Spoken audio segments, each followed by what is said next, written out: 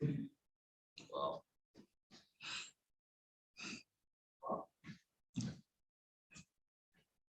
Good morning, everyone. I hope people can see me and hear me so we can start this program.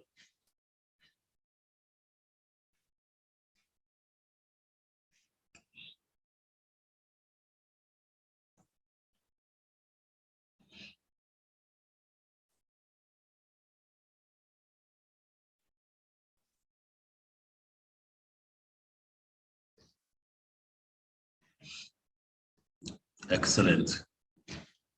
It's now 12 o'clock, the scheduled time for the free cybersecurity training organized by the Halogen Group in partnership with the Federal Ministry of Youth and Sports Development. I'm going to propose that to enable the huge numbers of people that have subscribed to the program to get online, I want to suggest that we delay our start just by a couple of minutes, not more than just 4 or 5 minutes maximum, just to allow the traffic to flow in so that our colleagues that are eager to join us will not lose out on some of the important information I need to share with you this morning before the training itself starts. So if you permit me and you allow me, live streaming, we're live talking to you from Halogen Group. Let's just enable 4 minutes laxity in start time so that we can get enough people to have good understanding of why we're doing what we're doing before we now start to go into the full-fledged program itself. I promise you guys, I really promise you, it's going to be an enlightening session today, tomorrow, Friday, and Saturday as scheduled. So hold on tight, don't go away, keep still. I'll see you in 4 minutes. Thank you. God bless.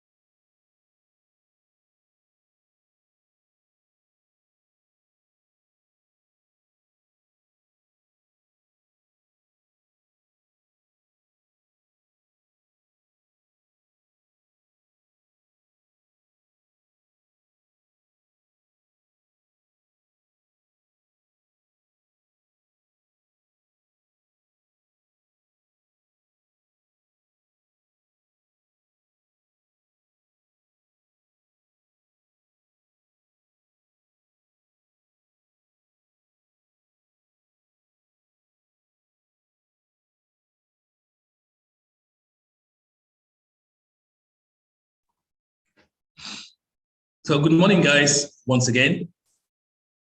My name is Dr. Wale Adiago. I work for the Halogen Group. This morning is the start of our free cybersecurity training, a partnership of Halogen Group with the Federal Ministry of Youth and Sports Development. What I'm going to do for the next 5 to 10 minutes max or thereabouts is just to set the scene for the contest. And then I'll hand over to my colleague Bankole, who will take you through Module 1 today. So what I'm going to do now is to share with you the objectives behind this training itself. Why are we doing what we are doing? What are the purposes behind it? And what do we aim to achieve as an organization in partnership with the Federal Ministry of Youth and Sports Development? I will also share with you the 5 phases of this initiative, because this is just one leg out of 5 with which we're going to walk through our cyber initiative between Halogen Group and the Federal Ministry of Youth and Sports and Development. After that, I will now share with you the contents of the next 3 to 4 days, what you're going to learn today, what you will learn on Thursday, what you will learn on Friday, and what Saturday will look like. So let's start. So why are we doing what we are doing? One of the realizations we have as a nation is that the level of knowledge and awareness about cybersecurity is not at par with the rate at which cyber insecurity is encroaching our space. In fact, let me share this with you. We had a fantastic webinar yesterday with some brilliant guys across the cybersecurity operating space in and from Nigeria. We had somebody from Canada as well. And one of the consensus among experts is that looking at the pace and rate of cyber threats, the new species of threat we're facing as a people, as a society, as a nation, and indeed globally, we do not have enough knowledge and awareness of what is going on.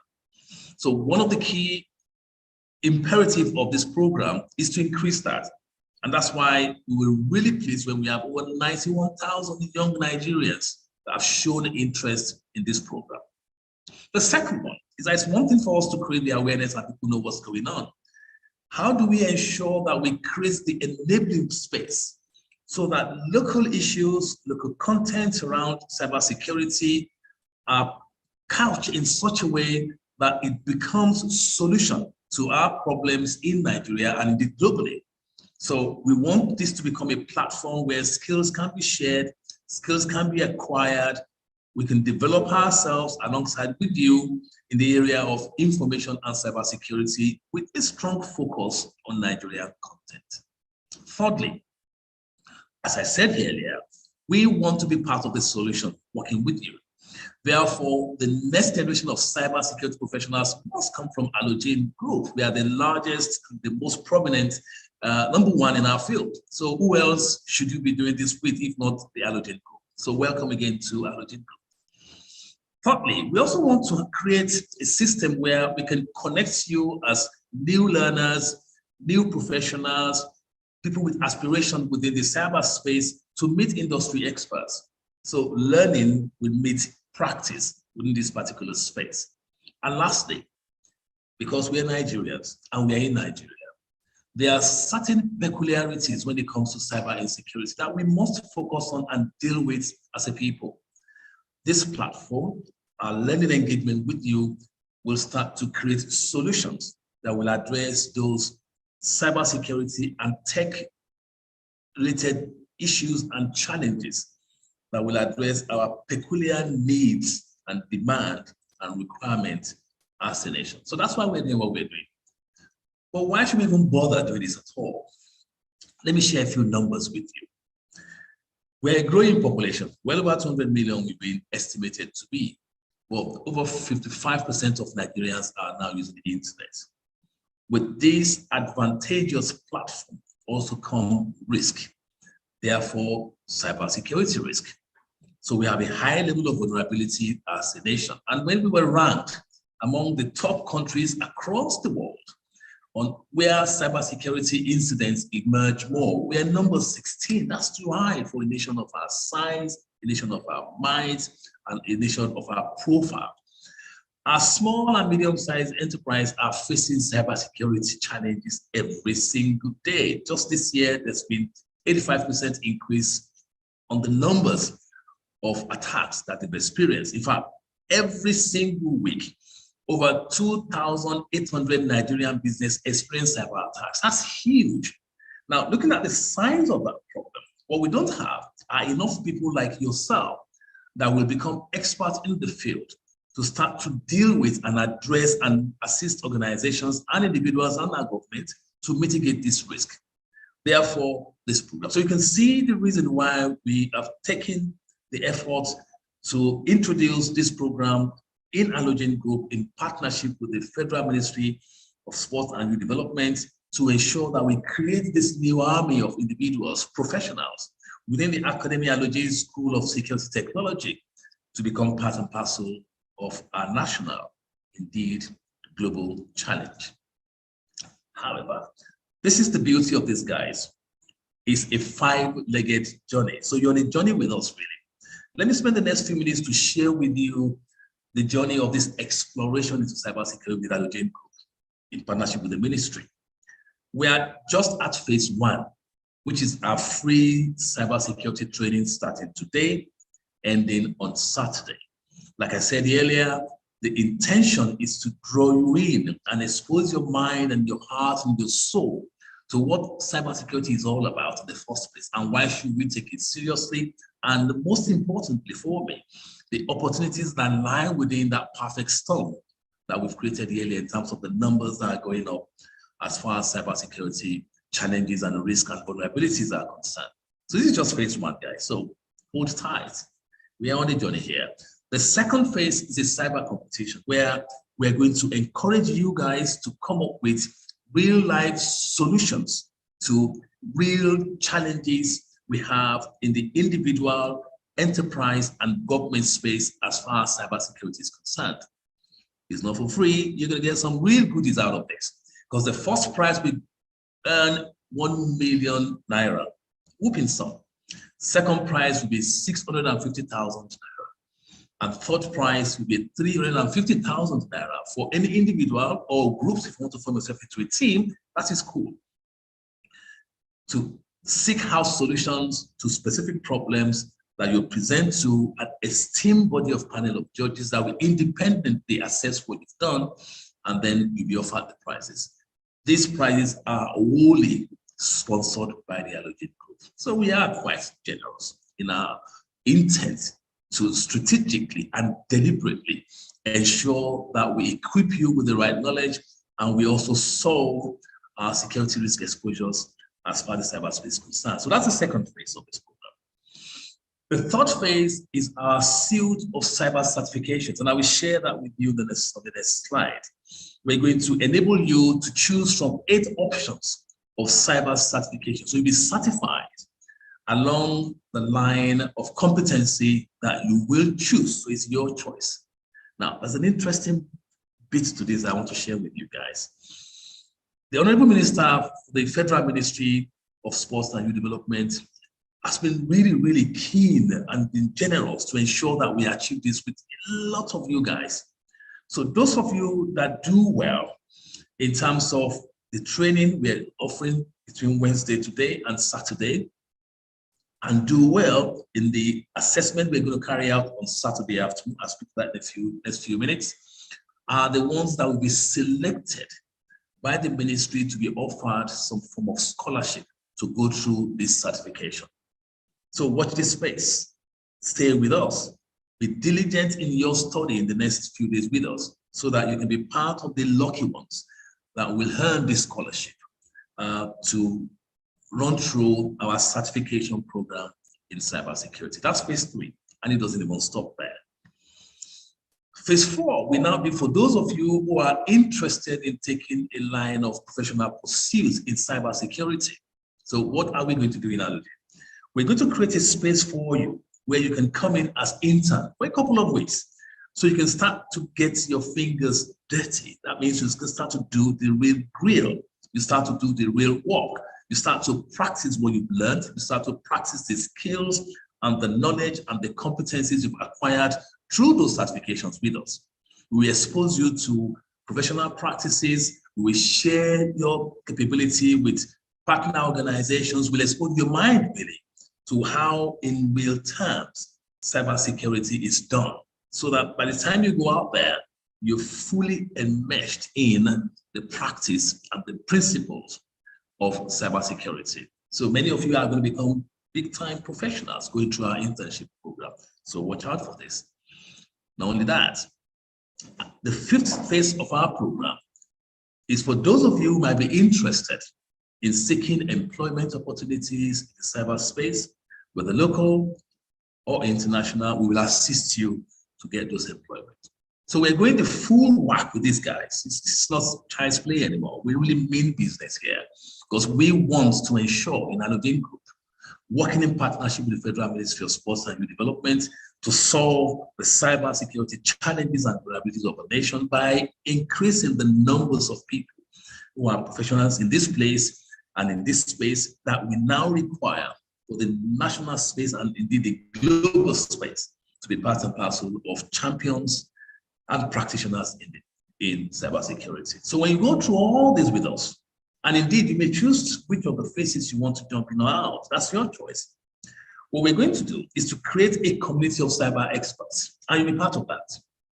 So an opportunity for you to network with other people in the same space, to share ideas, to be thought leaders in that particular space, to address imminent or emergent security risks that we may identify, and in some cases, create solutions that we can take to market with you. So some of you might end up becoming cyber entrepreneurs, working with the Halogen Group. So just to summarize the 5 legs of this program, phase 1 is a free training program we're starting today, ending on Saturday. Phase 2 is our cyber competition where you can win ₦1 million, 650K for the second prize and 350 for the third prize. Phase 3 is our suite of cyber certifications. You can choose out of 8, and I will share that with you in the next few seconds. Phase 4 is our cyber internship with the Halogen Group, where you can learn in practical terms how to do it. And phase 5 is if you want a job or profession in this space, we can assist you locally and internationally. And that will now make you to be part and parcel of the Halogen Cyber Hub, our community of cyber experts. So on the screen now are the 8 certifications that we are unleashing to you guys that you can choose from when we get to that phase. I'm not going to spend too much time on this at the moment. We're going to send the literature to expatiate on the content of each one, the learning objective and the learning outcome. And indeed, we can even share with you where the market potentials are with regards to any of these certifications. We've deliberately chosen these 8. One, because these are areas where it itches and we need to scratch as a nation and the global space. And secondly, these are areas where there are demand for expertise from enterprise to government with regards to cybersecurity. So we've been strategic in selecting and making these choices on your behalf. I hope we've done well. But I can assure you that you can't go wrong by selecting any of these 8. So we have certified secure computer user, we have certified encryption specialist, we have certified ethical hacking, we have certified penetration tester, we have computer hacking forensic investigator, very much in high demand. We have certified disaster recovery professional, we have certified incident handler, and we have certified application security engineer. Again, if you look at the 4 strategic frames that anchor security, it starts from being able to predict incidents, being able to prevent it happening to you, third, being able to protect yourself when it happens, and thirdly, how you respond and deal with it when it becomes an incident. Every single one of these certifications cut across these 4 pillars of strategic security management. So you can see that we've applied some thought in selecting those certification options. So watch this space, where we're going to send and share with you the details behind these 8, how you enroll, what the requirement will be. And like I said earlier, just to reiterate, the Federal Ministry of Sports and Youth Development, under the auspice of the Honorable Minister, is looking at sponsoring some of you through some scholarship scheme with Halogen Group to take any of these certifications. So watch out for this. This is coming your way very soon. So what you're going to learn today? Today is day one, guys. Remember, my colleague, one colleague, will join us very soon, and it's going to take you through this realm and details around cybersecurity. Now, let me remind you guys that this is just an introductory session into cybersecurity. It's a basic, cybersecurity 101 learning content. So we will not go too far into the details because that is where the certification exercises and learning come into play. This is just to give you a taste of what does it really mean when it comes to talk about cybersecurity. So what's this internet thing? So what is security itself? And why do you need to secure yourself in the cyberspace? Therefore, what then is cybersecurity? How do you manage yourself? And if you have an incident in the cyberspace, how do you respond to it? When you hear the word hackers, who are they? What are they? What are the types? Because there are various types of hackers, actually. You'd be surprised to know. And there's a CIA triad, that's a framework or methodology that has been used in cybersecurity. It's a very top-class methodology, I will say. That will give you an inkling into how it's done in terms of practice. And what we also do is some few tips on how you keep safe online as an individual, and the fundamentals and the building block in terms of security and privacy. That is what you're going to learn today. It's quite fulsome, actually. On day 2 tomorrow, same time, please log in. We're going to go a bit deeper into the concept and the practice. Here we'll talk about how you understand some cyber attacks. How do you familiarize yourself with network and applications? What kind of tools do hackers use to even create vulnerability within the system? How do we manage passwords so that our passwords are not cracked, and then we can mitigate risks that come through password usage? And what are the exploits that happen on the website when we use the internet for various purposes, be it social, personal, and business? And what kind of tactics are used by those who even attack us? So what will be an attack vector? What kind of kill chain will be applied in the security space? And then we touch a little bit on the dark web. What does that really mean? And what vulnerability emerge from those spaces where quite a lot of exploits happen when it comes to cybersecurity? And then we will finish that off with the people factor, the man in the middle attack. What does it really mean? And what is the role of individuals like you and I when it comes to cybersecurity or cyber vulnerability and indeed cyber attack? That is what you're going to get tomorrow, day 2, Thursday, the 1st of September, 2022. Day 3 is going to be quite different though. This is where the session is going to be heavily on practical, doing it. So we're going to be less theoretical. It's going to be less of death by PowerPoint. It's going to be manually showing you, telling you how to do it, and the kind of tools you will require to give you the competency at the basic level, of course, in cybersecurity. So how do you set up a testing lab environment, for example? What do you need to do? What must you have in place? How do you install Linux, which is one of the tools you can use in cybersecurity? So Bankole will take you through every single step of that, what you do with that particular application, and how you can start to use it as a tool to leapfrog your knowledge and competency in cybersecurity. It will also talk about some career paths in cybersecurity. And I want to start to think about, because the career pathway will now expose your mind to the option of the 8 certifications I mentioned earlier. To think, this is quite interesting. I like that bit. So if I like that bit, then that is the certification I will go for. So ensure you're there on Friday. But Friday is the day that will be exceedingly engaging. And on Saturday is the mock-up day. And Bankole will be live here with you, and I'll be here with you too, to just answer your questions. It'll be available online to really respond to areas where you need more clarification or areas where you want him to expand a little bit more into. Like I said, it's a 2-hour session and a basic introductory class. So it will not go into some details some of you may expect. So Saturday is the time to ask those niggly, naughty questions. I think I need clarification in this particular area. Bankole, I can assure you, will do his best to respond to all your questions within the hours of 12 p.m. on Saturday and 2 p.m. same day. However, as I mentioned earlier, there's an assessment, short questions, multiple answers, so it's not something onerous, but it's important that we assess the level of learning you've gleaned from the last 3 days. And also importantly, it's important that we know the level of knowledge you've acquired in the last 3 days. And like I said earlier, we're going to use this assessment to determine through and in partnership with the Federal Ministry of Sports and Youth Development, those of you that may be qualified for the scholarship regime. Quite a lot of numbers we go in there. I can't give you details now, guys, but just stay with us. Make sure you remain part and parcel of the program. Ensure you're diligent and committed to the next 4 days, and just go for it. So you have a chance of scholarship for our certification. You have a chance to be part of our cyber competition with whooping $1 million for the first prize, $650 for the second prize, and $350 for the third prize.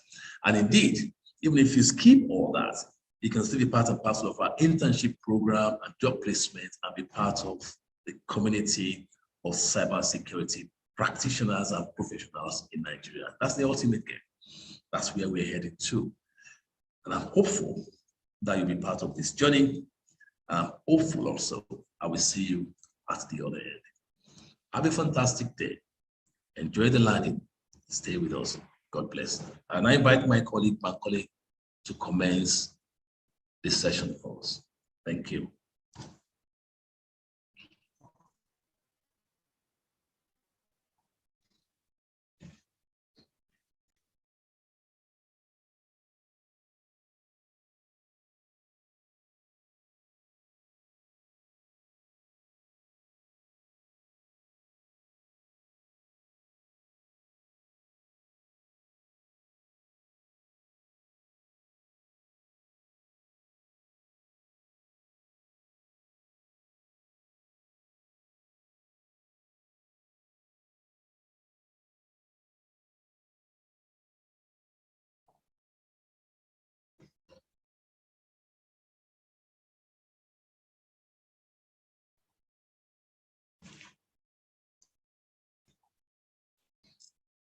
Hi, and good morning, everyone.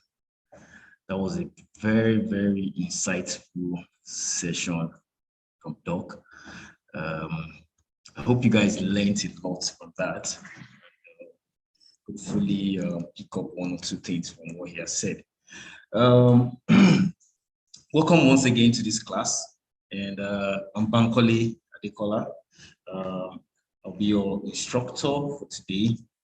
And yep, so without further ado, let me start by introducing myself. My name is Bankole Adekola, and I'm a certified ethical hacker and a cybersecurity consultant and an information security expert, and also a cybersecurity consultant with MOX Halogen. Actually, it's a branch of Halogen Security that deals with cyber security and cyber attacks. So, yep, and I'll be your instructor throughout this comprehensive course. I have over a decade of working with computers professionally. I have worked with multinational companies like Google, Accenture, Adam Smith, Binary, and a host of others, both in Nigeria and India, US, and some other countries around the world. So, I've advised and provided security guidance to many of the largest companies in Nigeria, and I have discovered serious vulnerabilities in many leading applications, and also assured security on multi-million naira projects. And yeah, I've also assured security on multi-million naira projects. So in theory, you know, I think I should know what I'm doing or what I'm talking about, actually.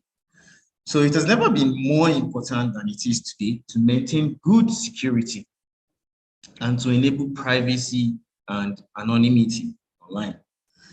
I'm extremely passionate about helping you to learn and achieve your goals.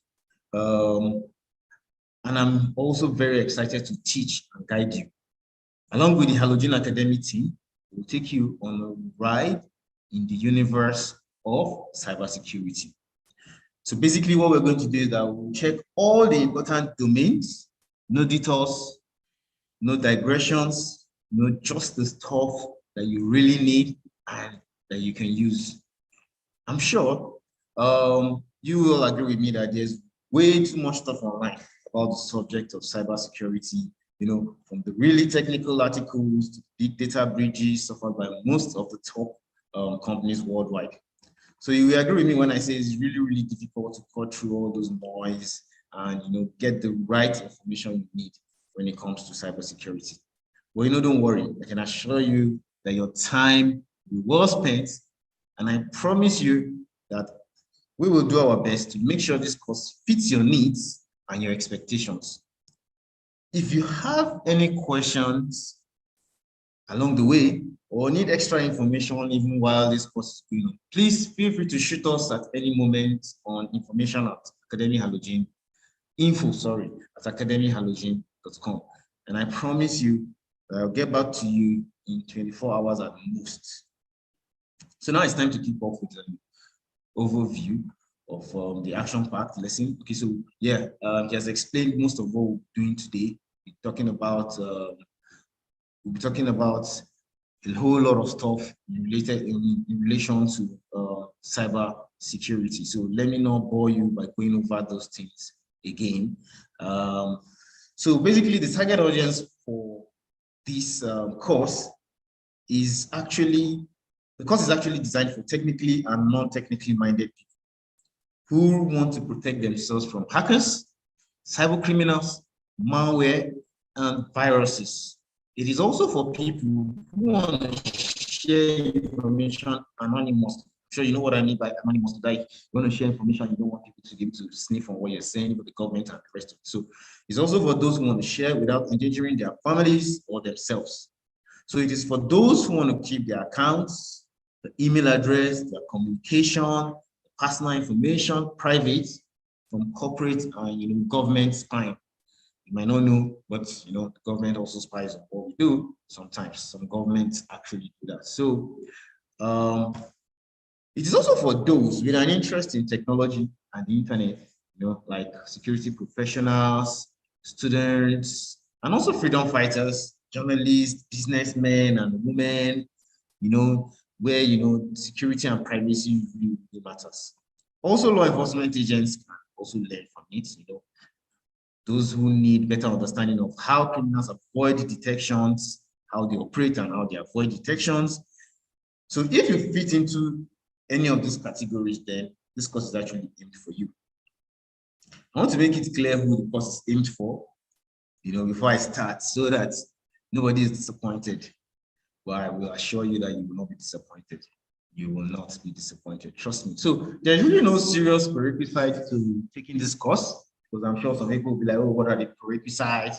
What do I need to know before I take this course? Will it suit my needs? Will it do this? So the truth is that there's really no prerequisite for taking this course.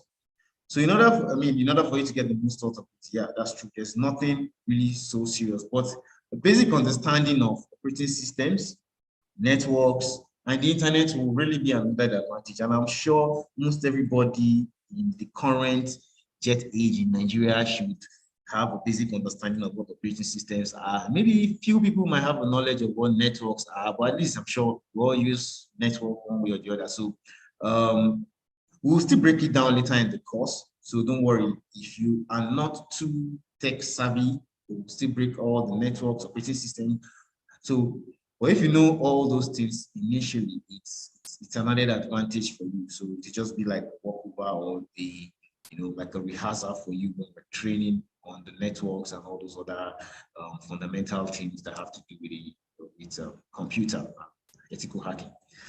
So you should also be able to download and install software and be open to spending time investigating and learning topics that will be discussed.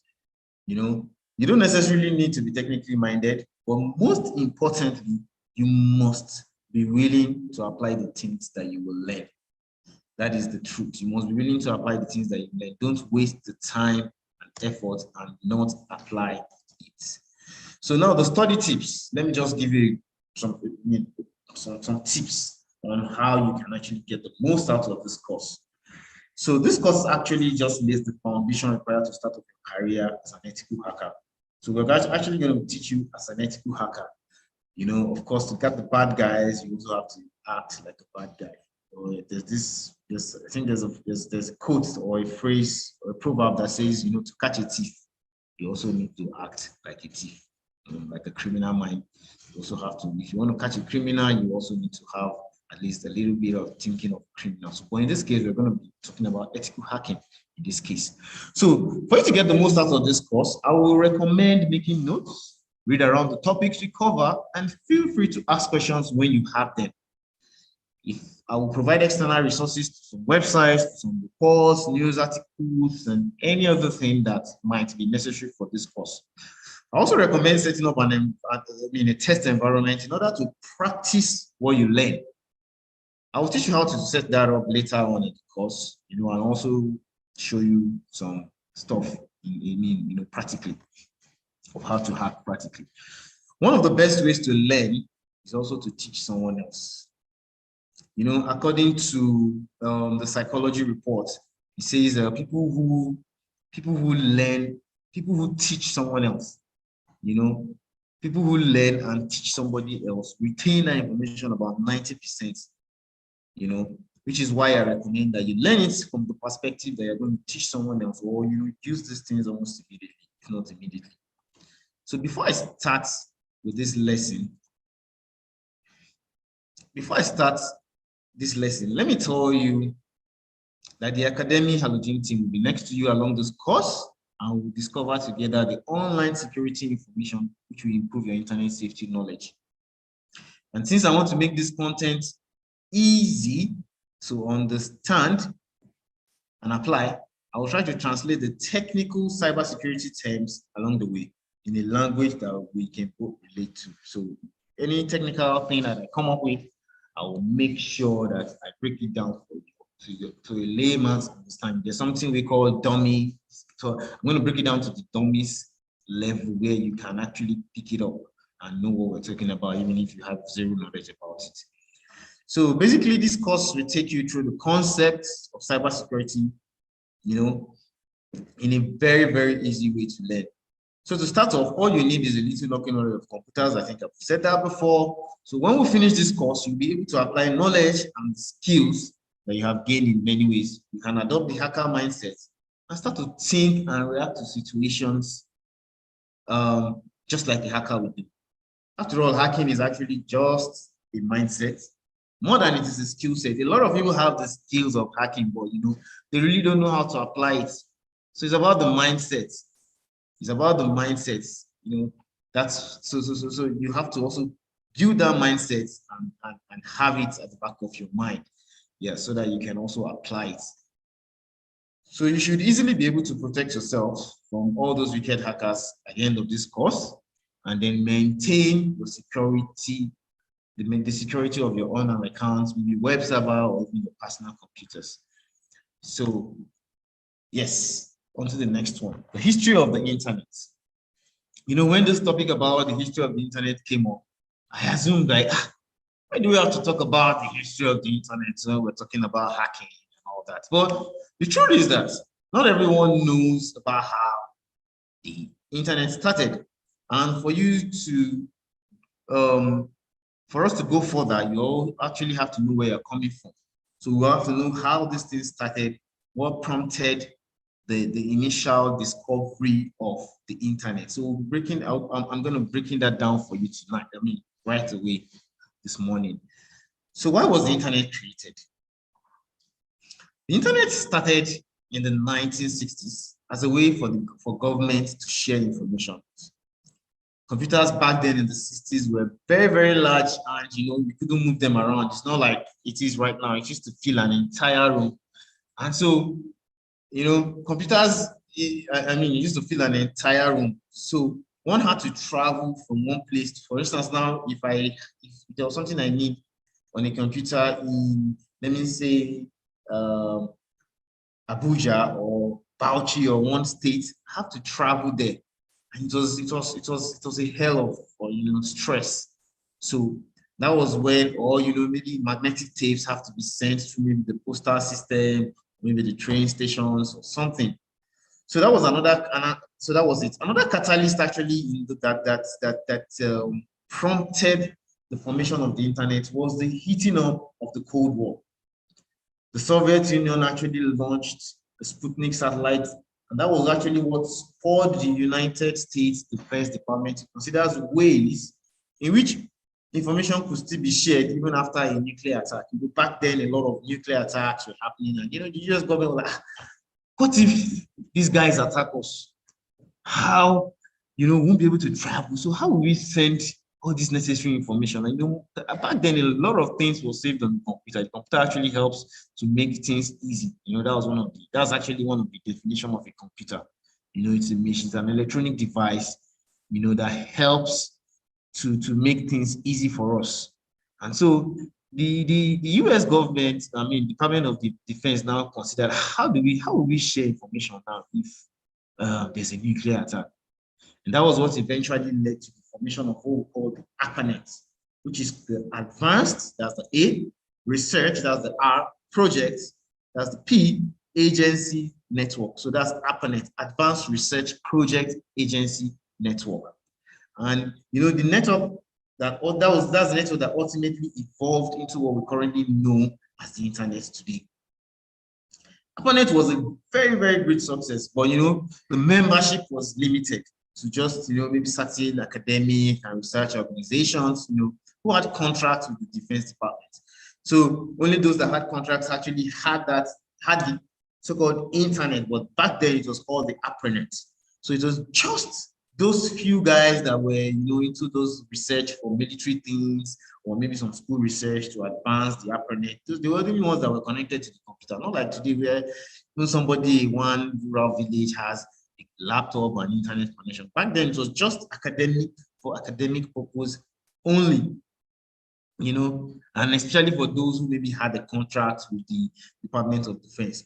So, that was just to share information mostly about the war, the aircrafts and the submarines and the likes. And also they were trying to do a space mission. So it was very, very important for those, it was very, very important for them to actually share the information.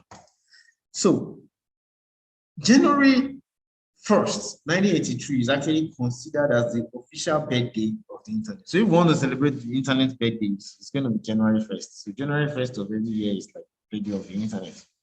And prior to this official birthday of the internet, networks didn't have a standard way to communicate with each other. So it was on that 1st of January that a new communication protocol was established, which is called the Transfer Control Protocol. That's TCP. I'm sure a lot of you that are familiar with computer knows what I mean. You have an idea of what I'm talking about when I say TCP/IP. So it was actually on October 1st, which is it's like the rules that the internet. That is like the exchange rule that governs the internet.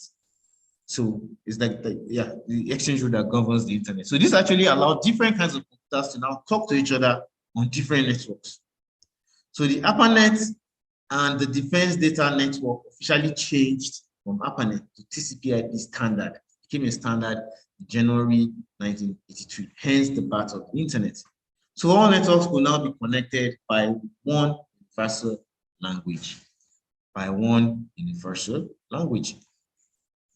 So the internet was quickly embraced by the public, and it has since become the most popular way to provide and obtain information all over the world. So the web offers not only access to files, files to download, but also offers a way to jump from site to site through a series of connecting hyperlinks, just like the URLs you were sent today to log into this session. Initially, you couldn't do that. So the most distinguishing feature of the web is the way text is formatted, a series of tags. For those of you that are into web design, a series of tags is used to encode format text, graphics, animation, sounds, and other types of files. So these tags are actually called HTML, which is the hypertext markup language. And these HTML files appear on your computer screen as determined by the tags used in its coding. If you want to view the source code of any website, just you can go to the option menu and then, or you right click and just say view source, and you see all the code that has been used to run that website. So the internet and the World Wide Web will surely be listed among the most significant and profound creations of humankind. That's the truth. In the past, most computer applications ran on standalone computers. That's computers that were just connected to one another. But today, applications can be written to communicate among the world's hundreds and millions of computers, just like YouTube, Zoom, and all those things. So the internet makes our work easier by mixing computing and communication technologies, and it makes information immediately and conveniently accessible worldwide. It makes it possible for individuals and small business to get worldwide contacts anywhere in the world. I'm sure there are people that are even watching this thing that are not currently in Nigeria. So that's giving kudos to the ARPANET. That's giving kudos to the ARPANET. So in the last decade, the World Wide Web, that's the WW, has altered the way people communicate, conduct business, and manage their daily lives. And so it's changing the nature of how business is done. It's changing the nature of how business. Initially, in fact, pre-COVID era and some few years back, if we had to do this kind of course, we might have had to do it physically, where everybody will have to gather together in one class or something. But you see, the internet has made it easy for us to do it remotely, and people will still gain and learn what they need to get. So now, enough of all those things. Let's go gradually into what we are here for, which is security and cybersecurity. A lot of you must be eager, and you're already eager and scratching your hands to get into cybersecurity. So yes, let's get started. First and foremost, before we go into cybersecurity and all that, can you just tell us what is security? What exactly is security? And what do you understand by the word security? Can you think about it? Just think about it, and you can write it in the chat box if you want. Let's know what exactly is security. You can Google it, but the truth is, Google it or just write it down. But what exactly is security? What is security? Or just think about it. You don't chat it also if you don't want to, but just think about it in your mind. What is security? What is security? Well, whatever it is, you might be correct. There's actually no clear-cut definition for security. That is the truth. There's no clear-cut definition for security, as long as it contains some major keywords. But my own definition is that security is the process of maintaining an acceptable level of perceived risk. Did you get that? An acceptable level of perceived risk. And an effective security approach should be dynamic. Security and technology is moving at a very fast pace, and we need to move at that fast pace also, so we can maintain our security. Let me give you this little example of, let me just give you this little example actually. Back then, we just needed, probably one just required, maybe he's a security man at the gate to open his house, and even his main door might not be locked and all that. But these days, you will see a single person has security personnel at his gate. He has an electric fence. When you get to his door is barcoded. You need to enter maybe some code before you even enter into his house. So security has evolved, and you also have to evolve with it. That is when you know that you're secure. You have to evolve with security. Next time now, there might be some people even have bulletproof doors. Back then you just have your wooden door and you're good to go.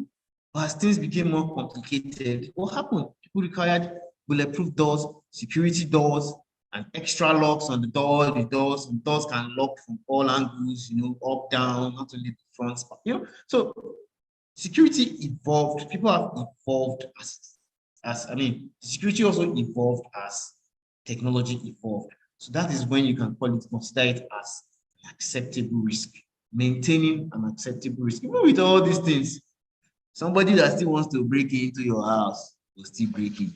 So that is the truth. But at least you've tried to maintain an acceptable risk of what you perceive. So which is very, very okay. And it is effective enough and it should be dynamic. So that is my definition of security. Whatever you have defined is correct. Trust me, whatever you've defined as your security definition is correct. So let's move on now. The next one is, what is cybersecurity? Which is why we're here today. What is cybersecurity? Cyber attacks is an increasingly sophisticated and evolving danger to your sensitive data. Attackers employ new methods powered by social engineering. Sure, okay, I'll still explain social engineering to you later. So, powered by social engineering. Social engineering is actually manipulating the mind. Let me just give you a breakdown because I promised I'll be doing that along the line. So, social engineering is actually when somebody manipulates your mind to divulging an information that you really don't want to divulge or that you might consider personal, but they will engineer you to divulge that information. I'm sure maybe some of you might have received some SMS about, okay, there's this promo running, kindly send us XYZ and then you will get it. So they're trying to engineer your mind. It's actually called social engineering. We also have artificial intelligence, which is one thing that can also circumvent a lot of the traditional security controls that we have right now. So what is cybersecurity? What is cybersecurity? Cybersecurity is actually the protection of interconnected systems, including hardware, software, and data from cyber attacks. And the major goal of cybersecurity is to limit the risk and protect IT assets from attackers with malicious intents. Actually, not all attackers have malicious intent. I will explain that to you later also. So it's actually to protect you from attackers who have malicious intent. Usually, the required level of protection must be sufficient enough to prevent an unauthorized access or intervention that can lead to personal, professional, organizational, financial loss or harm. So, of course, cybersecurity is also the state or process of protecting and recovering computer systems.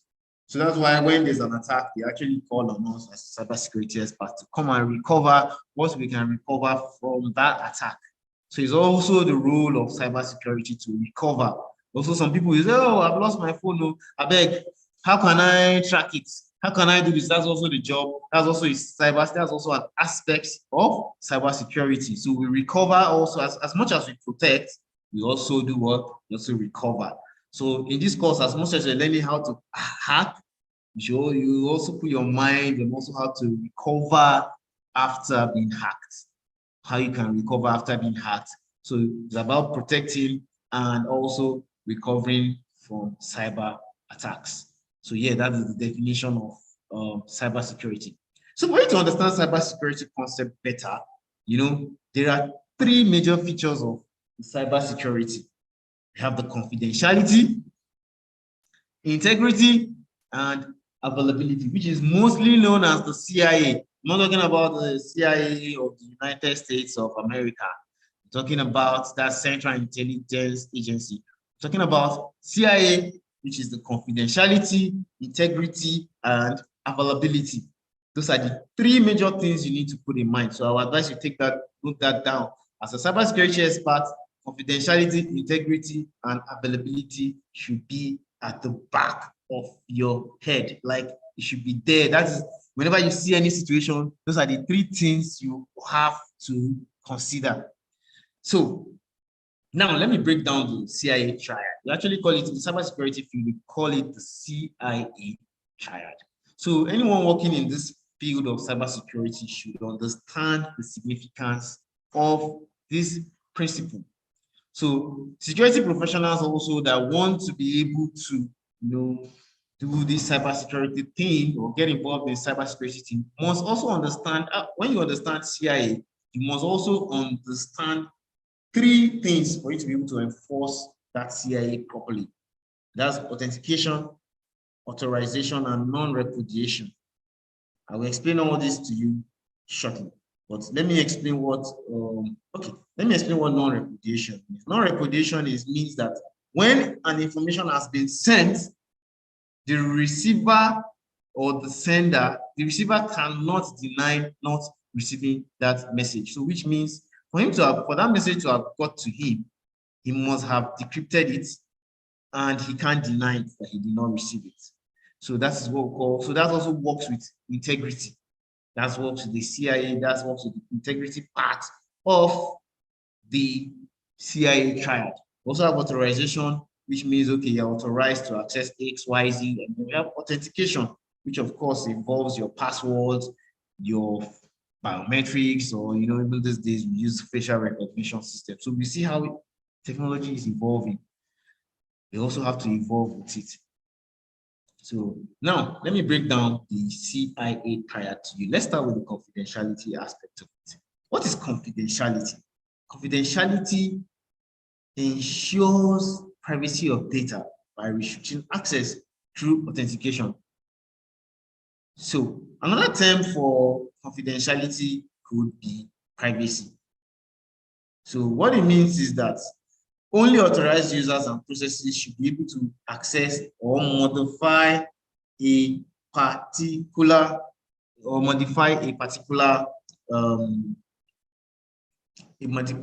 data. So company policies should restrict access to information to only authorized personnel and ensure that those authorized individuals view these data. Only the authorized individuals view these data.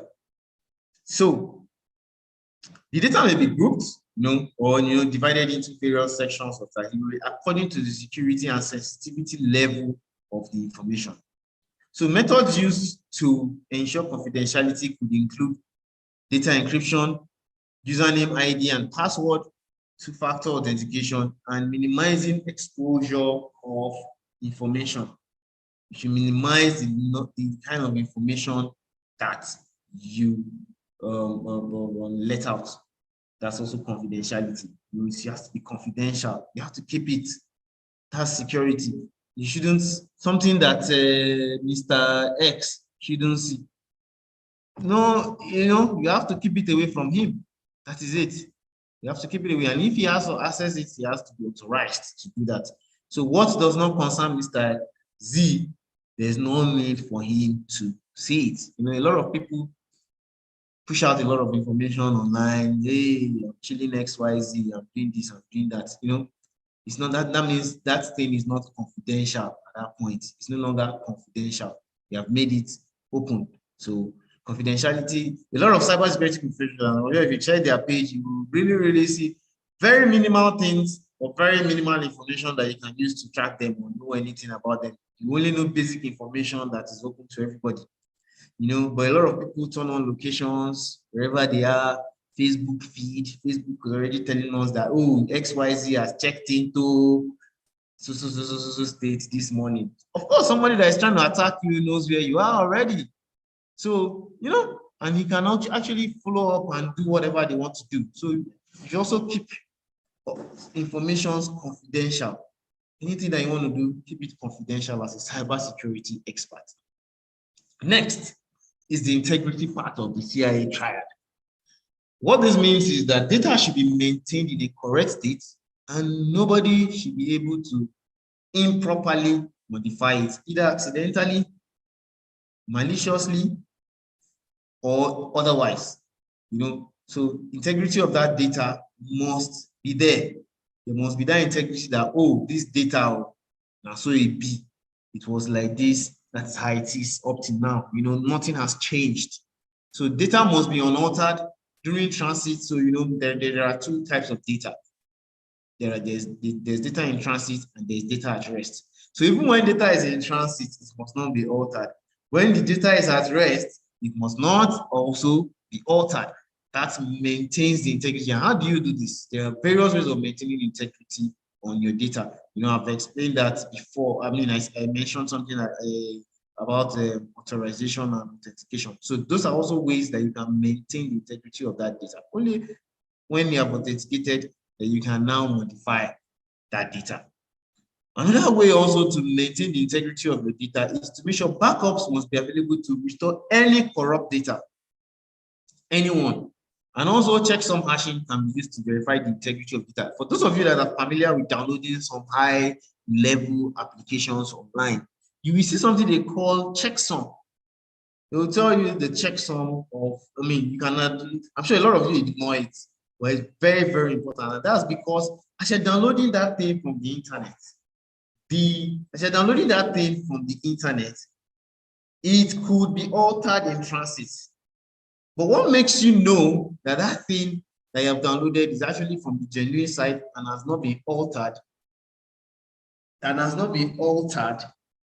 is the checksum. So the checksum is actually used to verify the integrity of files or strings of characters after they have been transferred from one device to another across a local network or internet. And that's what I just explained. So when you're downloading something from the internet, sometimes you need to check for the checksum also. Some sites actually implement, it's actually high security conscious websites actually. When we're downloading the Kali Linux data in this course, you will see what I'm talking about. It also has that in place also. It also has that somewhere. So when you download it, it will show you. And there are different forms of this checksum. You have the MD5, you have the SHA-1, you have the SHA-256, you have the SHA-512 also. So depending on what suits depending on what it is, on the application of what you're doing, you apply either of these checksum. The next is availability. Availability means that authorized users should be able to access data whenever they need to do so. Whenever you need to access a particular data, that's why you see that banks always ensure that they are never down. They always make sure that there's no downtime, because it's also one of the major things that a cybersecurity professional must put in place. And that's why we have a lot of technology that makes sure that attackers, because some attackers have different intents. Their intent might be to actually just disrupt your network and make your service unavailable. Call it denial of service attack. So one thing that availability ensures is that the information is accessible to authorized people. One other thing is that we have to maintain the equipment. Firewalls have to be always maintained, update as usual, patch when necessary, and, performing hardware repairs, keeping operating systems and softwares up to date, creating backups to ensure that, okay, if there's something else, it should be a backup. Immediately this goes down, just like we have generators and inverters. So when power goes off, there's a backup immediately on ground. So that means there's availability. There's always availability of power supply. That's also one major critical part of an information security. Of course, if people can't access their information, then all your technology is a waste. So availability is very, very, very important when it comes to maintaining a good cybersecurity structure, availability. So plans should also always be in place to recover from any kind of disaster. In most corporate organizations, you hear what we call disaster recovery. We have what we call disaster recovery, and that means that your disaster, one of the major rules of a disaster recovery plan is that it should be offsite, and sometimes even in another location or country, which means or geographical location. So that just in case there's maybe a flood or a fire break in the office, you can always spool your data from somewhere else where probably those attacks didn't, maybe a flood or earthquake. Imagine the time of tsunami when there was an earthquake. If all their data was stored in that country, so that's why we also talk about but they are in that country. So if all your data was stored in a particular country, right now, as there was a tsunami that time, that's the end of that data. But some companies that were smart enough also store their data on the cloud. And even on the cloud, you choose a different geographic location from where you are, just in case of a disaster. So it's also one of the very, very vital parts of a cybersecurity professional. It's also a professional course actually in cybersecurity. So now let me just break it down a little bit more for you. Let me just give you a general example I'm sure most of us are familiar with, which is the bank, the banking system, which all of you are familiar with. So let me just use this bank app as an example. For CIA to be achieved on this banking app, first you must install the app on your phone. For you to use your banking app, must be installed on the phone. You can't just use it on. Actually, there's the web version, but for the app, you have to download it. And when you download that app on your phone, before you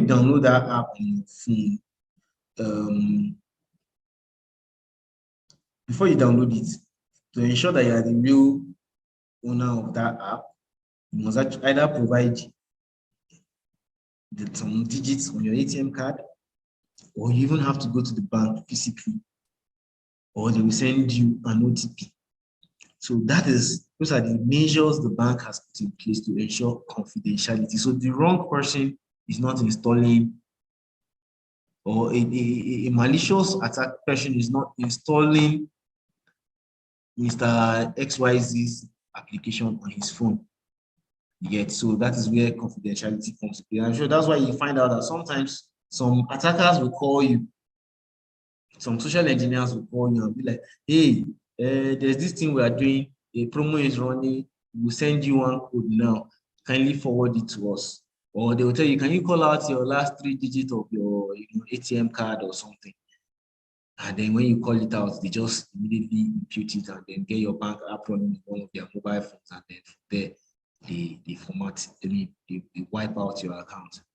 But these days the bank has also put in place another measure to mitigate that attack, which is when you install it on a particular phone, you have to go to the bank to pull out that phone information and impute the new phone information that you're trying to install it on. So you have to be there physically also, or maybe you have to call the customer care and all that. So another thing again, one thing the next part in this example is the I, which is the integrity part of the CIA triad. So the bank must maintain the history of all your transactions. So whenever you walk into the bank any day, anytime, you can always request for your transaction history, even if it's 2 naira that is deducted from your account. The bank always reflects it in your statement. So that is them keeping integrity of your data. That's them keeping integrity of your data. Nobody can just come and then wipe out XYZ amount from your account and it won't reflect. No, it doesn't work that way. There must be integrity. And even if you find out that it was done maliciously, you can now report and then you investigate, but it should reflect. It should reflect. If even the officer or whichever channel that thing was pulled out from, it will also be there at the back end of the application, showing how that transaction happened. So there's also a history of what all transactions you have made. And then one other thing is that the app must always be running. That's how they also maintain availability when it comes to cybersecurity. Maintain that it's always running. And even if there's a maintenance, they will tell you, oh, we're going to maintain from 1 a.m. to 4 a.m. There's an upgrade going on, and you have to, so that is the banking industry keeping to the standards of cybersecurity. CIA triad. There are several examples, even with the ATM banks too. You have to go to the bank first to get your ATM card. You have to go there physically, get your ATM card, give you a PIN. That's the confidentiality part. The integrity is that you cannot go, you have to go to the ATM with the card, which is something you have. There's what we call in authentication. There's what we call multi-factor authentication, which is something something you have, and something you are. So in this case, For you to use that ATM card, you must have the ATM first.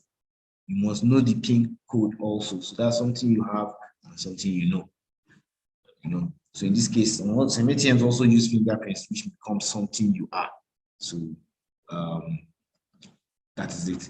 So I hope you understand the concept of CIA properly now. It's all these explanations. So now the next thing is, what is the need for cybersecurity? What is the need for cybersecurity? So back then, there was a time when robbers went on a heist, went to banks. I'm sure most of us have watched Money Heist.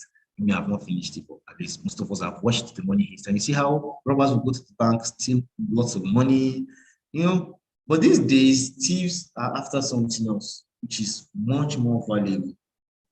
They want to steal your identity.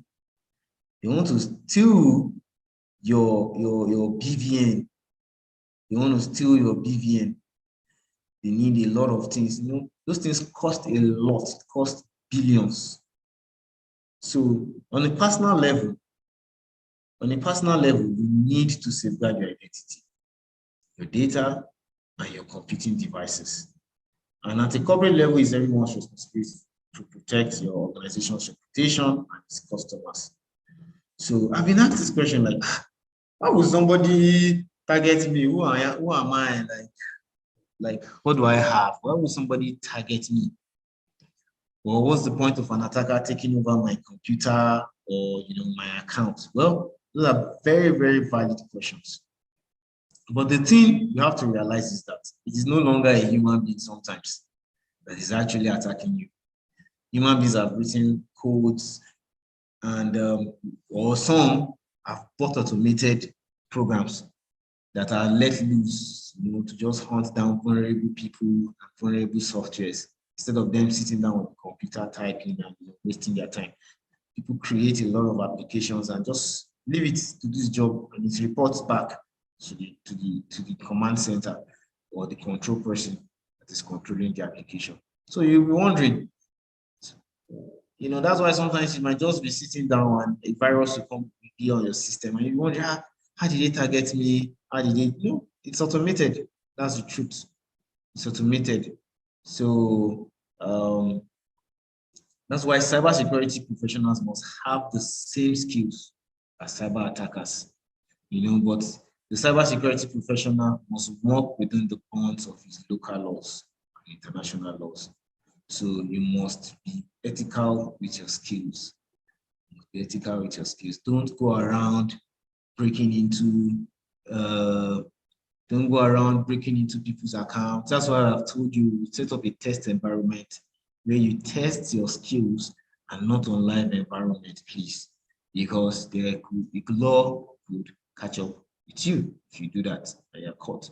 So at the end of this course, when we all become cybersecurity ninjas, please use your skills ethically. So the next is, what is hacking and who are hackers? That brings us into what I'm just talking about now. You have to use your skills ethically. So I'll break down what all the type of hackers are, what is hacking, and the rest of it. So let's go. So what is hacking?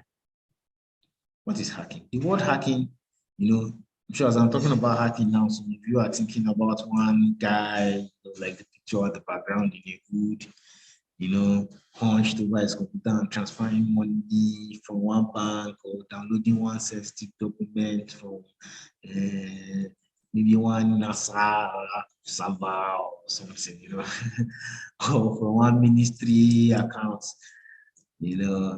So, but actually, well, that might be the case, but that's not really the case for everybody. As a matter of general use, the word hacking typically refers to the act of exploiting computer security vulnerabilities to gain unauthorized access to a system. But the emergence of cybersecurity as a major industry, computer hacking is no longer exclusively a criminal activity. It is often performed by certified professionals who have specifically requested access, to a computer system vulnerabilities. Some companies actually invite us to come in and look into their systems to see where some vulnerabilities are lying, so that before a malicious attacker does, we have also cover all those tracks. So it's called penetration testing. It's called pen test, penetration testing, or sometimes we call it vulnerability assessment and penetration testing. The most important thing in a hacker's arsenal is knowledge. What you have here matters a lot. What you have at the back of your head matters a lot. It's not about just, it's not about having some hackers have, I know some hackers that have one of the baddest laptops you can think of in Nigeria, but their skills are limited. It's like, there's a very limited skill. So it's not only important for hackers to learn, about computers, networks, and software, but in order to stay competitive and effective, you must stay up to date. I've mentioned this before, always stay up to date on the constant and rapid changes in computers and computer security. You always have to stay up to date. So what you feel might be a vulnerability today, tomorrow, the loopholes might have been covered. Companies like Microsoft, they release new security updates twice in a week. So imagine if you found out a vulnerability today, by the end of the week, the vulnerability has been closed by the vendor or the OEM. So you always have to. That's why I've said it. The most important weapon.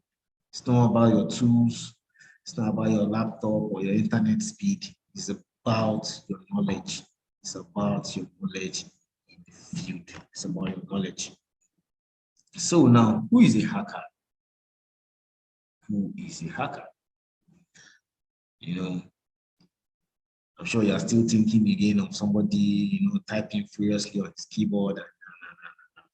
That's a hacker, quite all right. But the term hacker refers to an individual, authorized or otherwise, who is attempting to sneakily access a computer system or network without regards to ethical intention.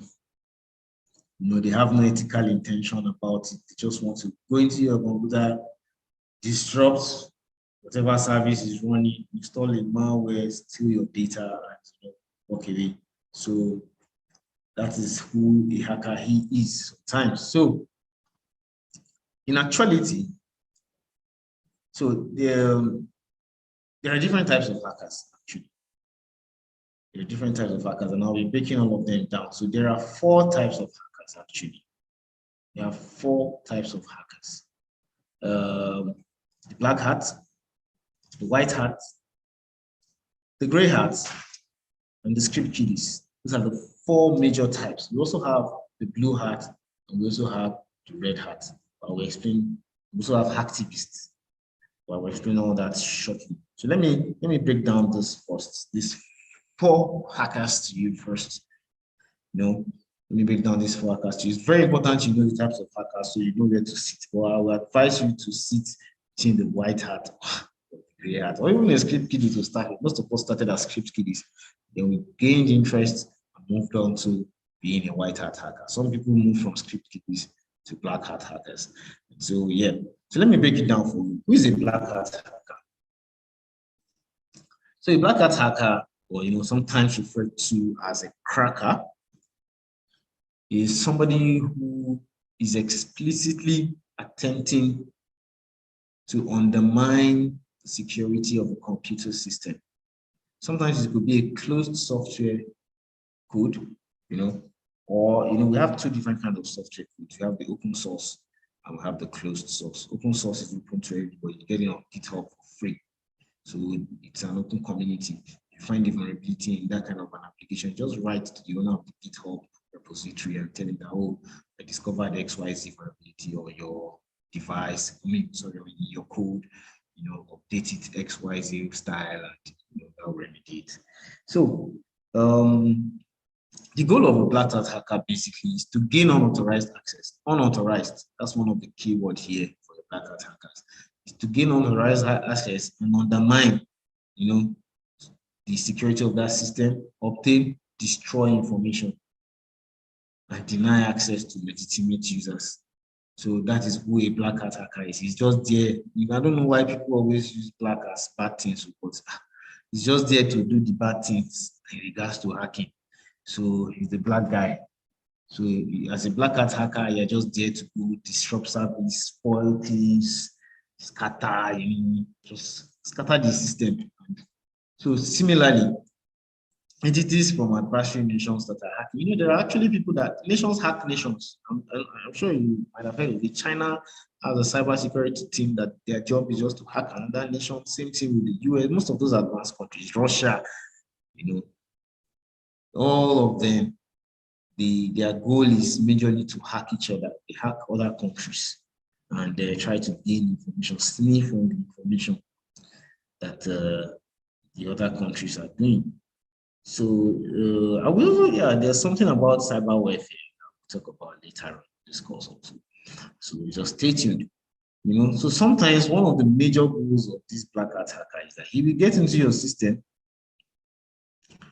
take control of your system, and then blackmail you as the owner to pay some ransom before he will now. Some of you might have had that experience where you'll be operating your system and it just goes blank. That's the end. You see a pop-up message and say, hey, you have to pay us this amount of money before we open your computer. So that's called ransomware. So most of the time, that's the way these black hat guys actually make their money. So they hack into your system because sometimes one of the major motives, I will still talk about that, so the motives that drive people to hacking is also for money. That's one of the major things. So these black guys, one of the ways they make their money is they get into your system, lock it up, and demand for a ransom, just like kidnapping somebody. So they will kidnap your system, lock it up. Sometimes they change the format of your files. So you have to pay them some amount, then you open it. But I always advise people never to pay such hackers because there is no assurance that when you pay them, they will actually decrypt your files. So, that's why you always have to back up your documents and keep your system safe. So there are hackers that even hack for social and political purposes. They are also under this black hat category.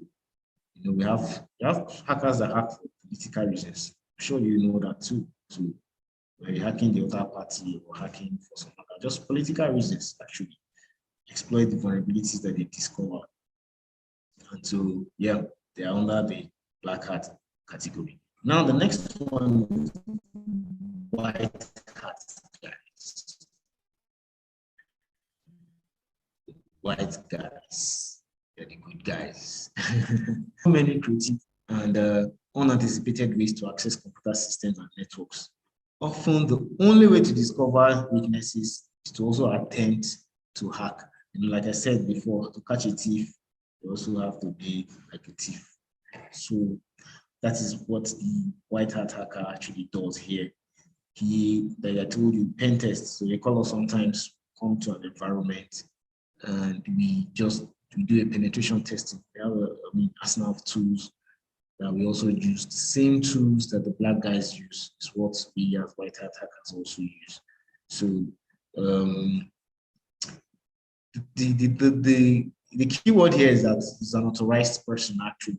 White hat hacker is usually authorized to do this. Sometimes we have to sign documents. In fact, it takes us months, weeks, just to get documentation ready, and then before we're not going to that environment, or sometimes it's a web platform, we try to attack it, see what we can do, login details, see how we can escalate privileges on that machine.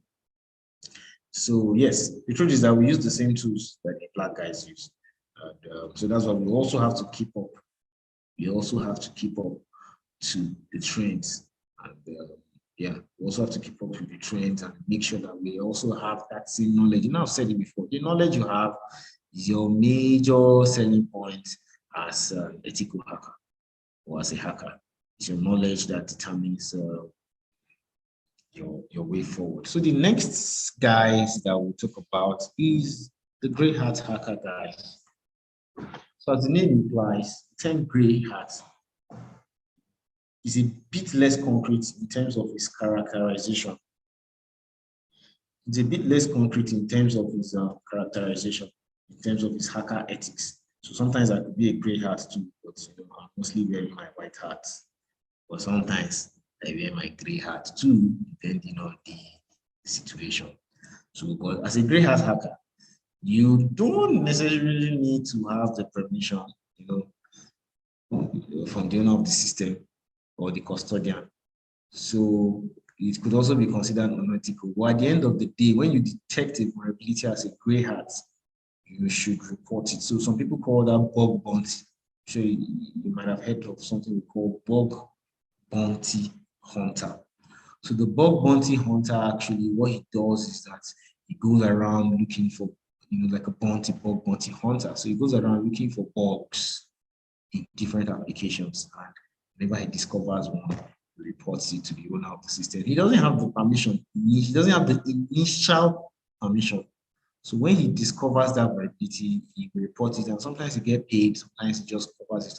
So for instance, if I like a particular website, and I'm always accessing, maybe I download movies a lot on that website. I'm like, I even see if this website is vulnerable, and then you discover some vulnerability. So because of the little advantages of what you get from that website, you might now choose to report it to the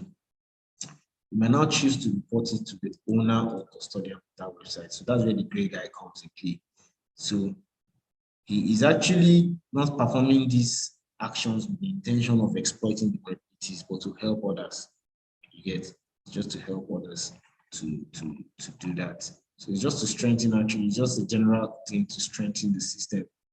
So yeah, that's it. It's just in the middle of a black and white. So sometimes it could be unauthorized, sometimes it could also be authorized.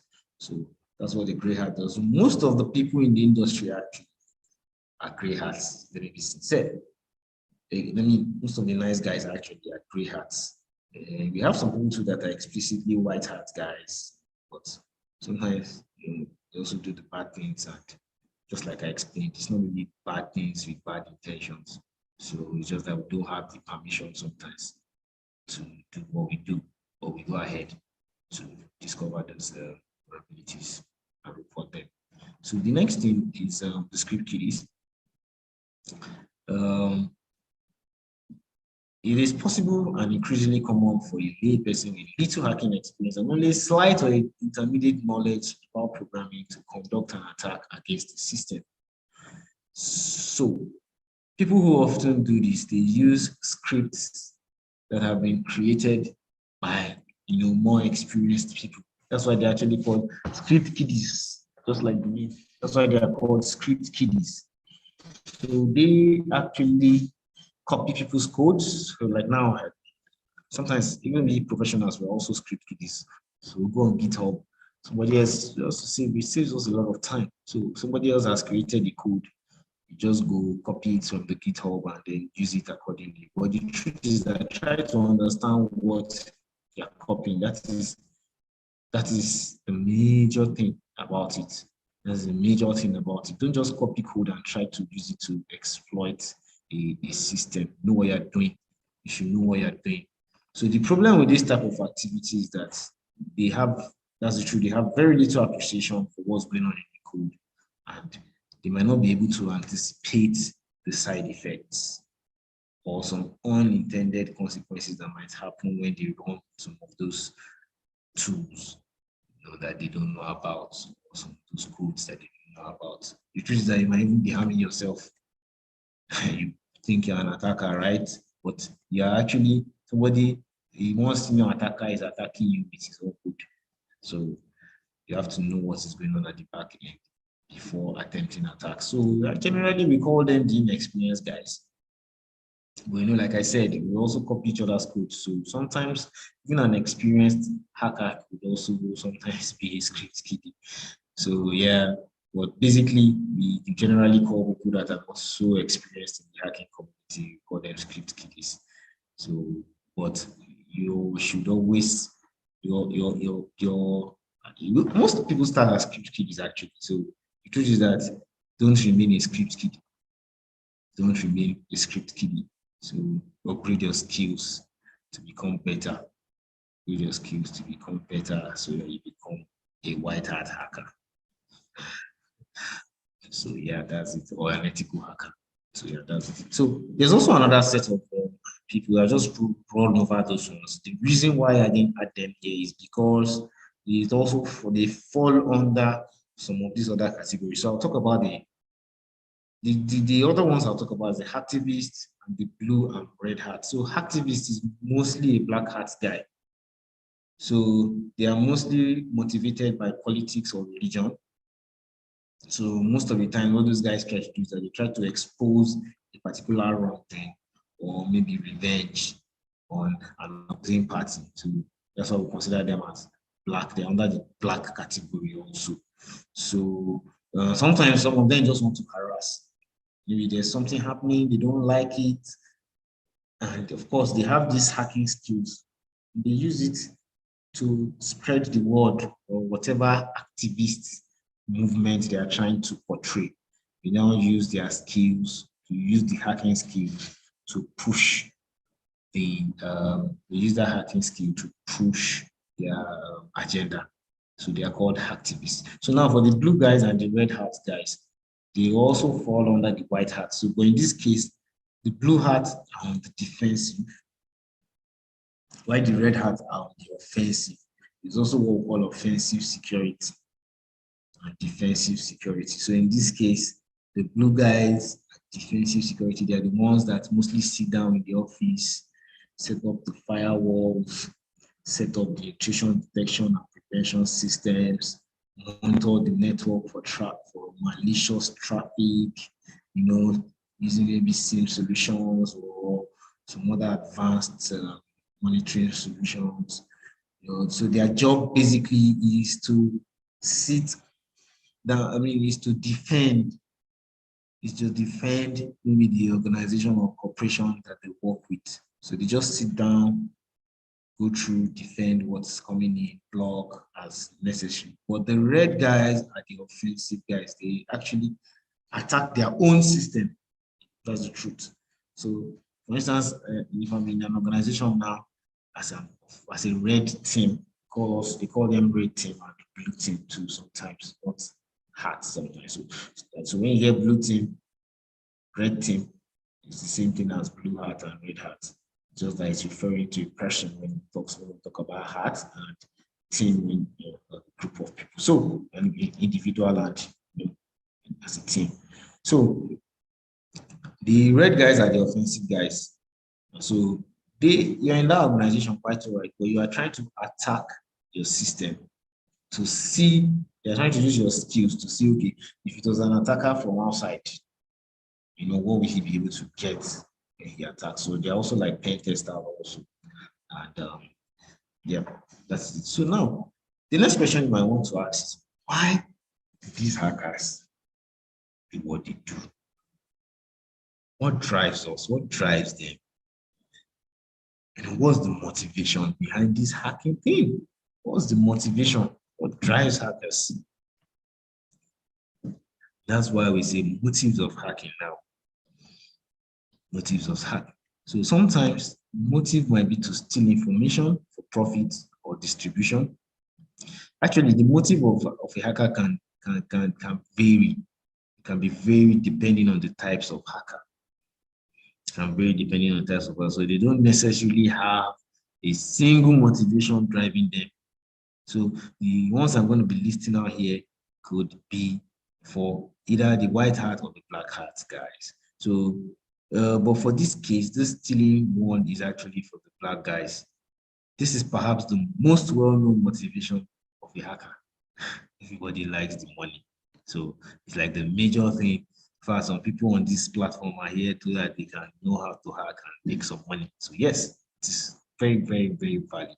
But please do it within jurisdiction of where you are. So once data has been stolen, the hacker can leverage it for profit in various ways. Hackers don't steal this information for themselves, They don't steal. So most times when they steal the information, they sell it to another set of hackers. So for instance, I have access to steal 100 credit cards details from the bank. I not necessarily maybe have the skills to do the next, do something else with the, I'll sell it to somebody else, another hacker or a scammer that needs it. I'm sure you've heard, let me just give an example of we all know Ramano, Hush Puppy. He what he was doing then before he was caught was to buy credit cards from hackers and then use it. So these hackers have the skills of being able to get those credit cards, but they don't know how to scam people into making use of those credit cards. So when they steal those informations, they sell it to a scammer or to another hacker. And there are several special online places known as the dark net or dark market, black market, for such data trading. So some of the popular dark markets that are, some of the popular black markets or the dark web markets that are well known, we have the Torres, spelled T-O-R-R-E-Z. We have the Tor 2-door, Tor, T-O-R, and then 2-door. We have Hydra, and we have the White House markets. Those ones I mentioned are like the major ones where people go to buy and sell data.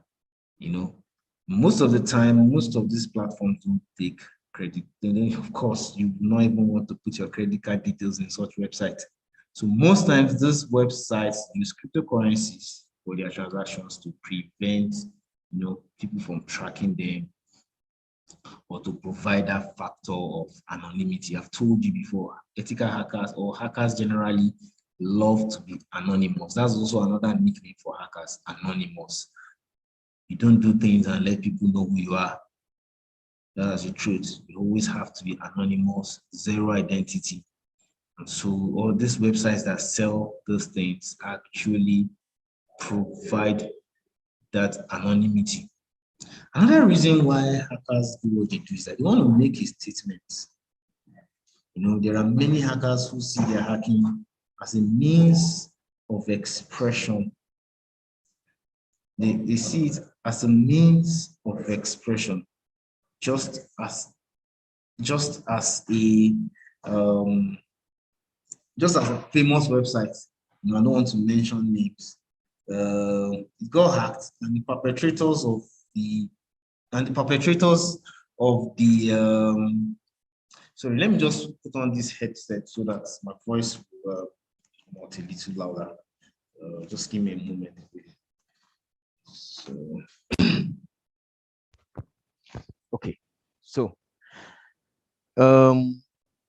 they got hacked and they just left a message that it was very clear that they saw the service as offensive, and they demanded that it should be shut down. So they demanded that it should be shut down, lest the stolen data would be dispersed. So of course, there are several examples. Activists also do it for like political statements. So they can go and hack one political website, and instead of putting the logo of that website, they will change it to their own logo, change all the information to their own information and all that. So they are trying to access Mr. This party website, where you are now seeing the information of Mr. XYZ on it. So sometimes they just do it to make a statement. Or somebody might not be happy with a particular school, maybe one school or something, then they hack into their school website, write what they want, on the website, and of course, all these things happen anonymously, so even you can't even know who did it. So one of the motivations is for making a statement. That's the truth. The truth is that before you start hacking, you need to know your reasons. You can't just wake up and say, if you want to learn the skill, learn it in a controlled environment. Another reason why people hack is to disrupt a website. So if a hacker holds issues with a website or an application, they often work to overwhelm them. That's, they can send denial of service to crash that website, so that the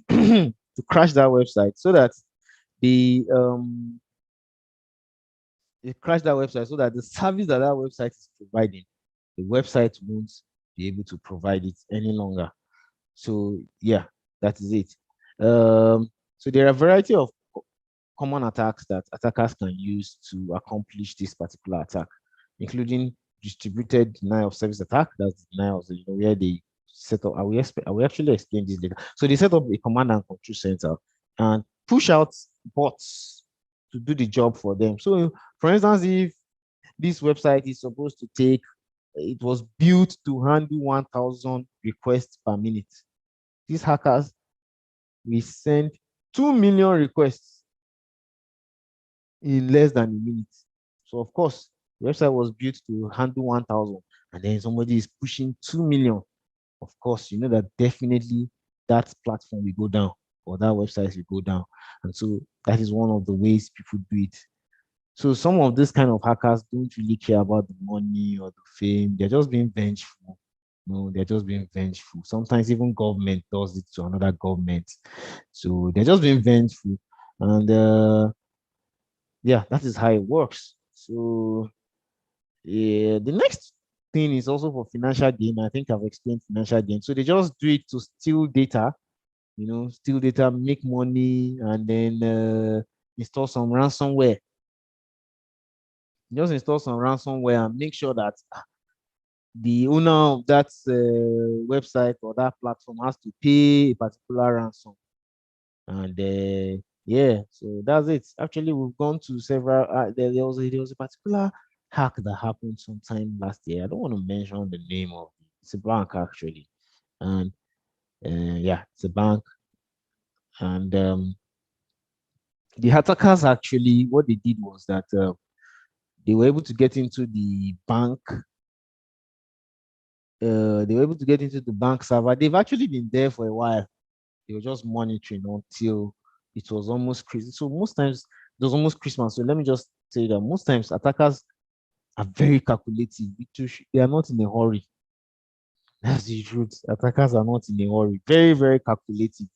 So they calculated and knew that most people would be on break at that time, or maybe the key personnel in terms of security or IT would be on break. And that was when they chose to strike. They locked down the bank, that particular, they locked down the entire IT infrastructure of that particular branch. And what did they do next? They pushed a pop-up to all the machines. This happened in Nigeria. I'm sure a lot of you don't know about it. So they now pushed a pop-up to all the machines and started demanding for a ransom. Heavy money. Very, very heavy money. And it was to be paid in cryptocurrency. So sometimes what those guys did was that they encrypted the entire data of the bank, encrypted it, and requested for money to decrypt it. So one luck that they had was that the guys there had actually backed up some data just a few days ago. That's one very I always whenever I'm on any site or whenever I'm at any location, I always advise people back up, back up, back up. People always say, what's the solution to this? The truth is that there's really no one way to secure yourself. But the best thing, the truth is that some people say, when can I get hacked? It's not can I, it is when will I. So you always have to be ready. The truth is that no matter the defense in place, I just mentioned the bank. Bank has one of the most advanced security systems in Nigeria when it comes to cybersecurity. In fact, in the world, banks have one of them, but they still get hacked on a regular. So the truth is that it's not about when, it's not about we lie. It's about when will it happen to me? What are the contingencies I have in place to stop this attack? So yeah, that is it. What are the So luckily for them, they backed up their data a few days ago. So they only lost some configuration related data, maybe configuration to their routers and their switches. So it's always good to back up, please. Back up your data so that you don't fall victim of. So in that case, when those guys were asking for ransom, they actually called us in, came in, analyzed the situation. They were like, should we pay? What should we tell them? Should we? No, no, no, no. The truth is, you don't bargain with those guys. Just leave them. Try to restore your system back. Try to change settings that you might suspect that they are already aware of. so that they don't come back. There's another thing hackers do. They install backdoors. So now once they're on the system, it takes a whole lot of effort to get into a system. Okay, I'll still explain that later. Let me not digress. Sorry for the digression right now. So the next thing is, one other motive of the hackers is that they do this to get, some people hack just to get money from revenue, this pay per click kind of advertising. Some people might be familiar with it. In fact, there was a time there was this scheme that you say, okay, you first of all invest a particular amount, let's say 5,000 naira, and then over time they'll tell you to click on one link to go. Okay, so what actually that thing is doing, that they are promoting those websites, and those websites, the website is actually paying those people, so they are paying you a particular percentage for from what those websites are paying. So some people actually just hack for this reason. They push up pop-ups, so you access some website and you just see pop-ups coming up and running up and down. So it's actually, those are some attacks. So they've disrupted the service actually, but the main purpose is to make you click so they make money. Just like watching YouTube videos, the more people watch, the more YouTube pays, or the more, so stuff like that too. That is the same way these hackers do it. So they will create, they can create a malicious link on a website. You won't know that it's linking to one of the one platform that they're expecting to get paid for. So there are different motives. Sometimes it doesn't, the motive might not be to, that's why I said it, that anybody can get hacked. Anybody can get hacked. So you cannot know the motive behind a hacker, or a particular hack, or a particular attack. It could be anything. It could be a website that you're visiting, to anybody can get hacked. So for instance, now this is just for advertising. We do it to generate a whole lot of clicks. The more clicks, the more money to their pocket. So yeah, that is it. The next thing is, what are the consequences of hacking? What are the consequences after you have hacked? What is the consequence? What is the consequence of what you're doing? So the consequences of unauthorized computer access ranges from minor costs and inconveniences of everyday information security to severely dangerous and even deadly situations. That's the truth. Hacking can cost people their life. Yes, it can. Imagine a nuclear reactor. Imagine an attacker has access to a nuclear plant. In Nigeria, we are not so familiar with nuclear plants, but let me even use our dams in Nigeria as an example. Just that we use old school and analog dams. But in advanced countries where their dams are automated, using all this SCADA system and all that, an attacker could actually attack those dams and make the water overflow. So the water that is stored, the attackers will go there, open it, to overflow, and it can kill a whole lot of people, multitude of people. Same thing with nuclear plants. You know how terrible a nuclear reaction can be.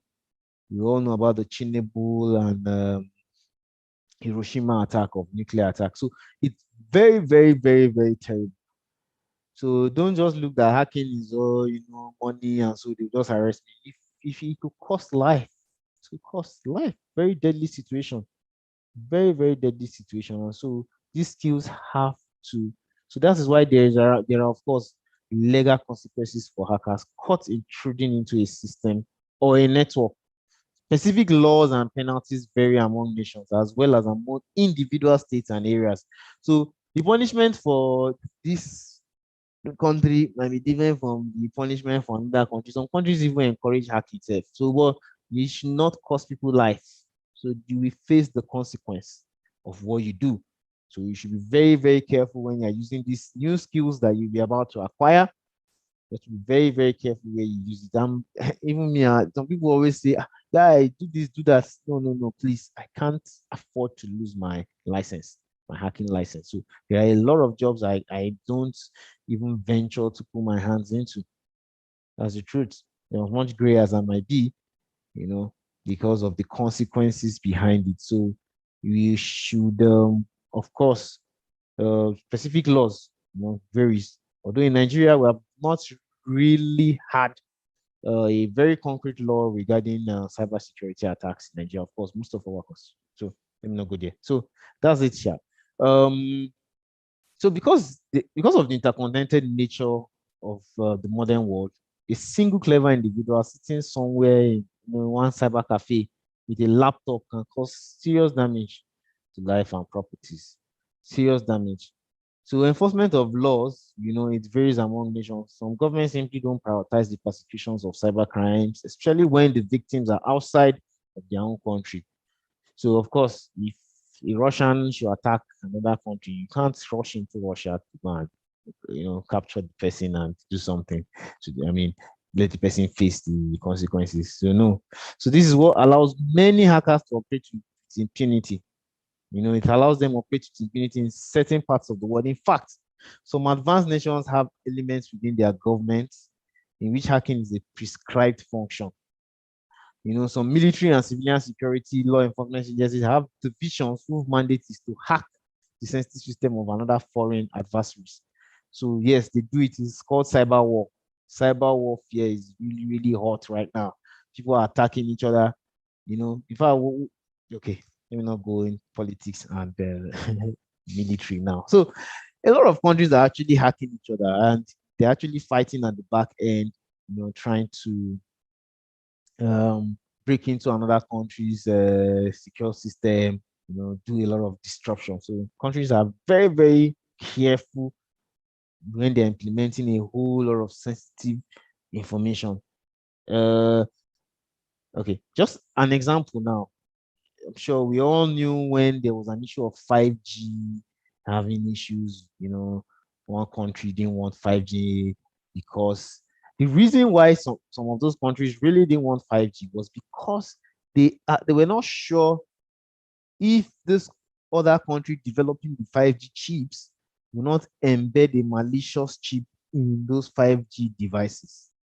And so when they embed those malicious chips, those devices start transferring sensitive information to the other adversary countries.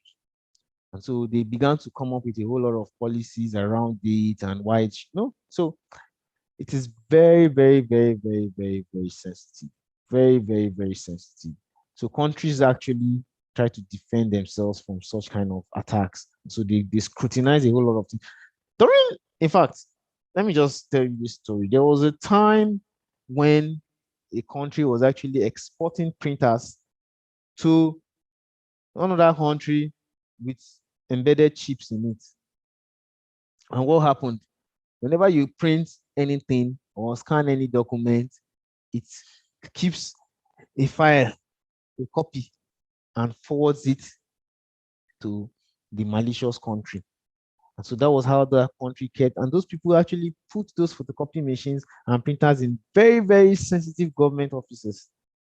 And that was how that country was able to feed on a whole lot of information just because, and you actually use your money to buy that device.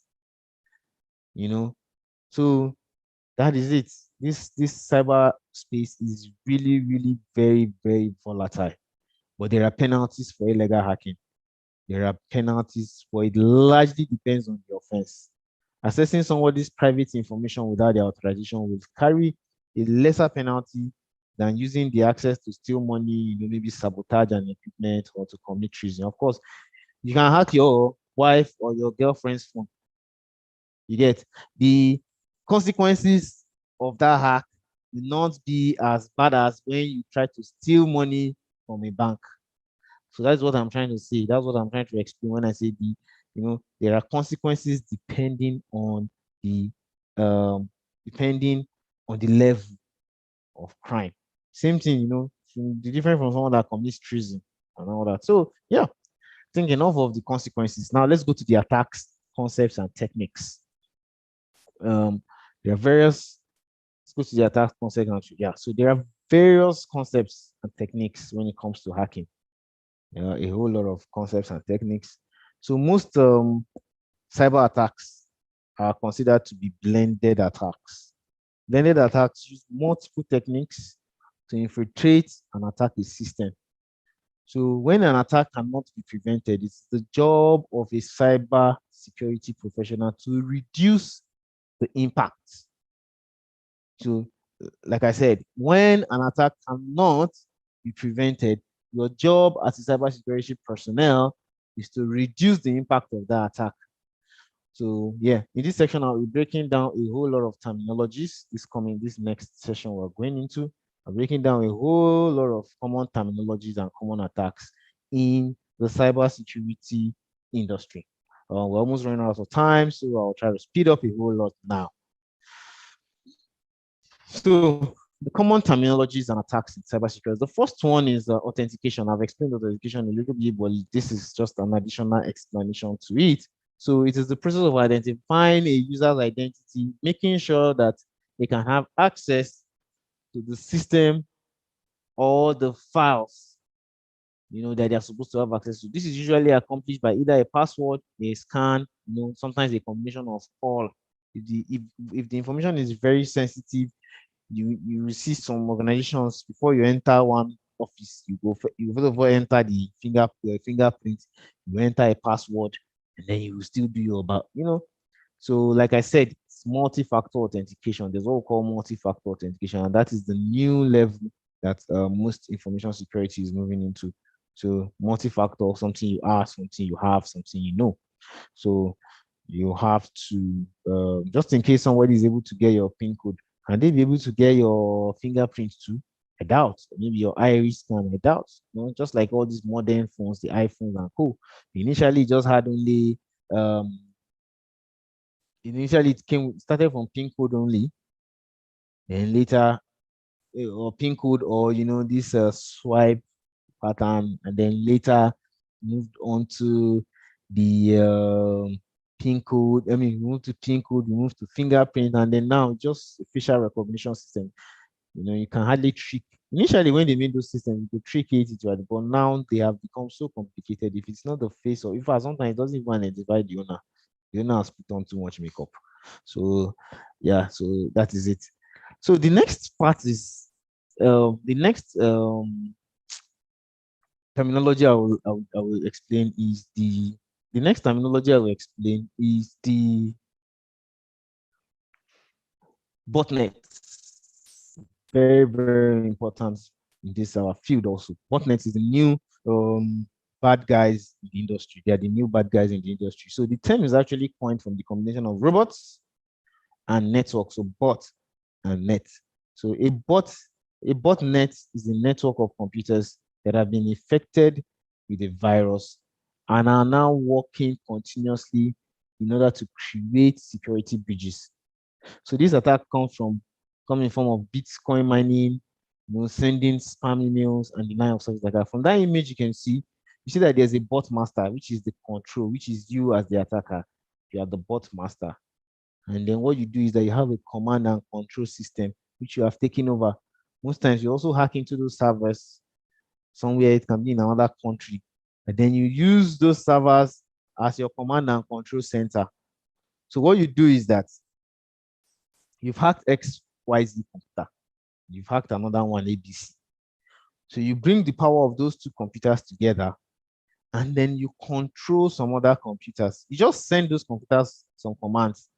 That's why they are called the command and control, C and C. So you just send a command to one of those computers, it does the other things. You now push to another set of computers, and that's how it works. And you get a quicker.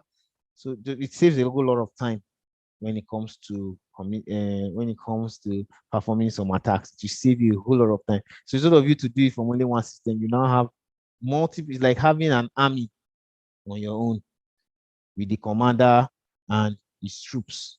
So it commands, and then the other ones just do the job for it. So that's why I told you initially that sometimes when you see that there's an attack on your list, the person does not even know you. It's his bot that is doing his work. He has pushed his bot out, and his bot is just performing the attack on his behalf. He's just sitting down at home or at the back of his computer watching how his attack is spreading. So that's the job of a botnet. They use it for Bitcoin mining sometimes. So you have multiple systems mining Bitcoin for you at the same time instead of having only one system. So you've hacked into one very, very strong server in one country that is busy mining Bitcoin for you on the regular. and then you're just commanding and controlling it. It's pushing the, it's remitting is remitting the money or the cryptocurrency into another account for your behalf. So some people take over several systems like that at the same time, and they do the mining on their behalf. Actually, there was recently a very critical case where one of the companies where we also consult for got attacked. One of the countries one of the companies you consult for actually got attacked, and their platform on Microsoft Azure, an attacker was actually using it to mine Bitcoin. It's actually in days, the money, the way Azure works as pay as you go. The money that the resources the thing generated is unimaginable. Unimaginable. Thank God it was discovered on time, and were able to fix the issue up. So the next terminology in the cybersecurity world is the data breach. The data breach means is a result of a successful breaking into a system and gaining control of its network and experience. So you hear something, there was a data breach in uh, on one website. They pulled out. There was a time actually even Yahoo got breached, and Yahoo had to push an email advising all its Yahoo Mail users to change their password.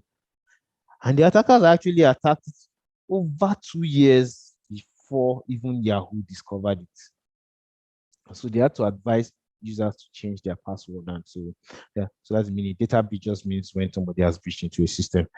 Let me just be a little faster now, running out of time. So the next one is distributed denial of service. This also works with the help of a robot. So denial of service attack is the favorite black hat tool where you engage multiple servers to bombard a particular website with heavy requests, more than so much requests more than the website was built to handle. So it will actually force that website to temporarily shut down because it was not built to take such a request. Even some legitimate websites, when legitimate users are too many, especially some of these websites when they are carrying out sales in one of these e-commerce websites, you might notice that sometimes the website will be responding very slowly. So that's because it's taking beyond the capacity that has been programmed to take. So definitely there will be some denial of service attack, even though it might not be malicious. So several users at the same time accessing the same URL definitely cause the service to be temporarily shut down. So it's one of the major tools we use in hacking. So one of the things where you can let me tell you one of the advantages. So the site is secure, quite all right. Very secure site. And the next thing you do is you've tried all your best, you can't hack into that site. The next thing you do is to use your bots to send the denial of service attack to that website. So immediately the website shuts down, you have an opportunity, you have that window because, of course, the administrators might likely restart that system or re-engage the service again. And you will just have your malware waiting for the startup. So immediately it starts up, your malware kicks up, and then you have access into that website. So there are many ways there are many creative ways attackers have found around using this denial of service attack. Sometimes they might just not like the owner of the website and they don't send the denial of service attack to the owner and disrupt the service. So yep, that's it. The next terminology we'll be talking about is domain. What do you mean by domains? Domains is actually a series of computers and associated peripherals, printers, scanners, they are all connected as one entity. So you can see in the image I posted there also, .com, .gov, .org, they are all domains. We call them domains. So I'm breaking down all these terminologies for people that are not too familiar with computer in general, so that when we're speaking later or when we're trying to do some attacks, they will not be lost. When I say, oh, we're trying to attack this domain, we're trying to, they will understand what we're talking about. So for those that know, sorry, let's just help others that are not aware. So that is what domains are. Domain sometimes can refer to just the website with domain name, domain. So it's where information resides, basically. Encryption, very, very important when it comes to integrity. Encryption is very, very important. If you want to send, in fact, back then in those days, encryption started actually during the time of war. So during the Cold War, actually, they send a pigeon with an information to the people on the warfield. That's an encryption. So even the attackers, I mean, the opposing army will not even know that that pigeon is actually carrying an information that belongs to the other opponent. So they have encrypted it. They've encrypted the information in the pigeon or through the pigeon. So yeah, that's just a layman example of encryption. But the truth is that encryption is used to protect information from hackers. So you need a public key and a private key when it comes to encryption. You need an encryption key and a decryption key. So I will send you. So for instance, now like the image on the slide, you see, in the force be with you, it got encrypted and it became rubbish. Let me just say rubbish, or it became gibberish. So now, for you to be able to read what has been sent, when if the message was not intended for you and you intercept that message, what you will get is gibberish. But the person that has the message is the only person that has the decryption key. Actually, there are two different. I will explain that later also. You have public key encryption and private key encryption. So you have to have that key to decrypt it first. And when you decrypt without grid, you'll be able to read the original message. So encryption and decryption, they work hand in hand. So it's actually just to obscure the original information so that an unintended party will not be able to read or understand the message that has been sent. Now, the next thing. In fact, now the next thing is firewall. A firewall is a software or hardware network security device that monitors incoming and outgoing traffic and decides whether to block or allow, depending on the set of rules that has been placed on it. So we actually firewalls, some people just feel, once I have firewalls, I'm okay. There's some organizations, there's firewall now, I can never be attacked. Oh, the truth is that even with your firewall in place and your intrusion detection system in place, you can still be attacked, because an attacker will actually he will attack your firewall and then be able to understand what kind of rules has been set on that firewall, and then try to craft a packet that suits that rule. So immediately the packet gets to your firewall will accept the packet. It get into your environment, and from there, the attacker starts his job. You know. So a firewall generally forms a barrier between a trusted network and the internet to protect them from online threats. Basically, that is true. That is what it does. So sometimes when we set up firewall, that's actually the blue team. Whenever the blue team sets up firewall, what they do is that they make sure that even the rules are very, you have to be creative. In fact, yeah, you have to be creative when when configuring your set of rules and policies on your firewall. That's why you get some organizations, they don't even allow you browse on some websites, because you will not know when you go and click on a malicious link. So they always block out some kind of websites, and there's what we call whitelisting. Specify only what you want to pass through your firewall. The next terminology I will explain is called spyware. We have a whole lot of terminologies, but please just be patient with us. The reason why we are trying to break down all these terminologies is to make you, the reason why we're trying to break down all these terminologies is to familiarize you with it, so that when we are talking about it later on, when we're getting a little bit advanced, you will not feel lost. You will not feel lost, and it will save us a whole lot of time then explaining and breaking down all these terminologies. So the next one is called spyware. Spyware is a form of malware used by hackers to spy, just as the word is to spy on your computer activities. You know, if it's a mobile device, as a smartphone that is infected with spyware, the attacker can actually read your text messages, redirect your calls, even track your physical location using, a bundle of tools. We have a whole bundle. Okay, maybe that will be part of what we'll show you in the Kali next practicals. You can actually track down phones, just send a link to somewhere, the person clicks it. So that's like a spyware now.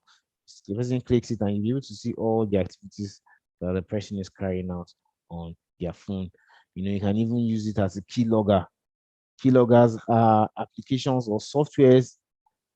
Sorry, they are softwares actually, not applications. They're actually softwares that capture your keystrokes. So as you're typing in, it's capturing those keystrokes, saving it in a file, a very, very light file less than an MB, less than a kilobyte sometimes. And then it sends it to the attacker. So the attacker knows everything that has been typed on that machine.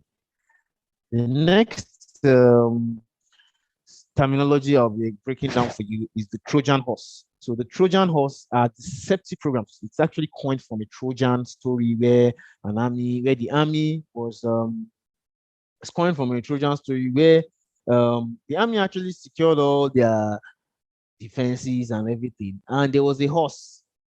The attacking army now chose to give them a horse as a present, unknowing to the army that that horse actually had soldiers in it.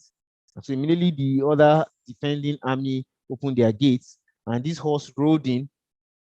The other attacking armies came out and started firing and killing all the other guys that were actually very, very defensive. So a Trojan was actually a deceptive program that appears to perform one function, but in fact performs another malicious function. So sometimes people go to some sites, download free movies. That's why I always advise people, when you're trying to download this software, please and please always go to the legitimate site. Don't go to third parties. Don't go to third party sites to download your softwares, because those third party files could have embedded something else on that software. So you're installing one software, you think, okay, this software is going to, maybe even some people go to another third party application to download Zoom.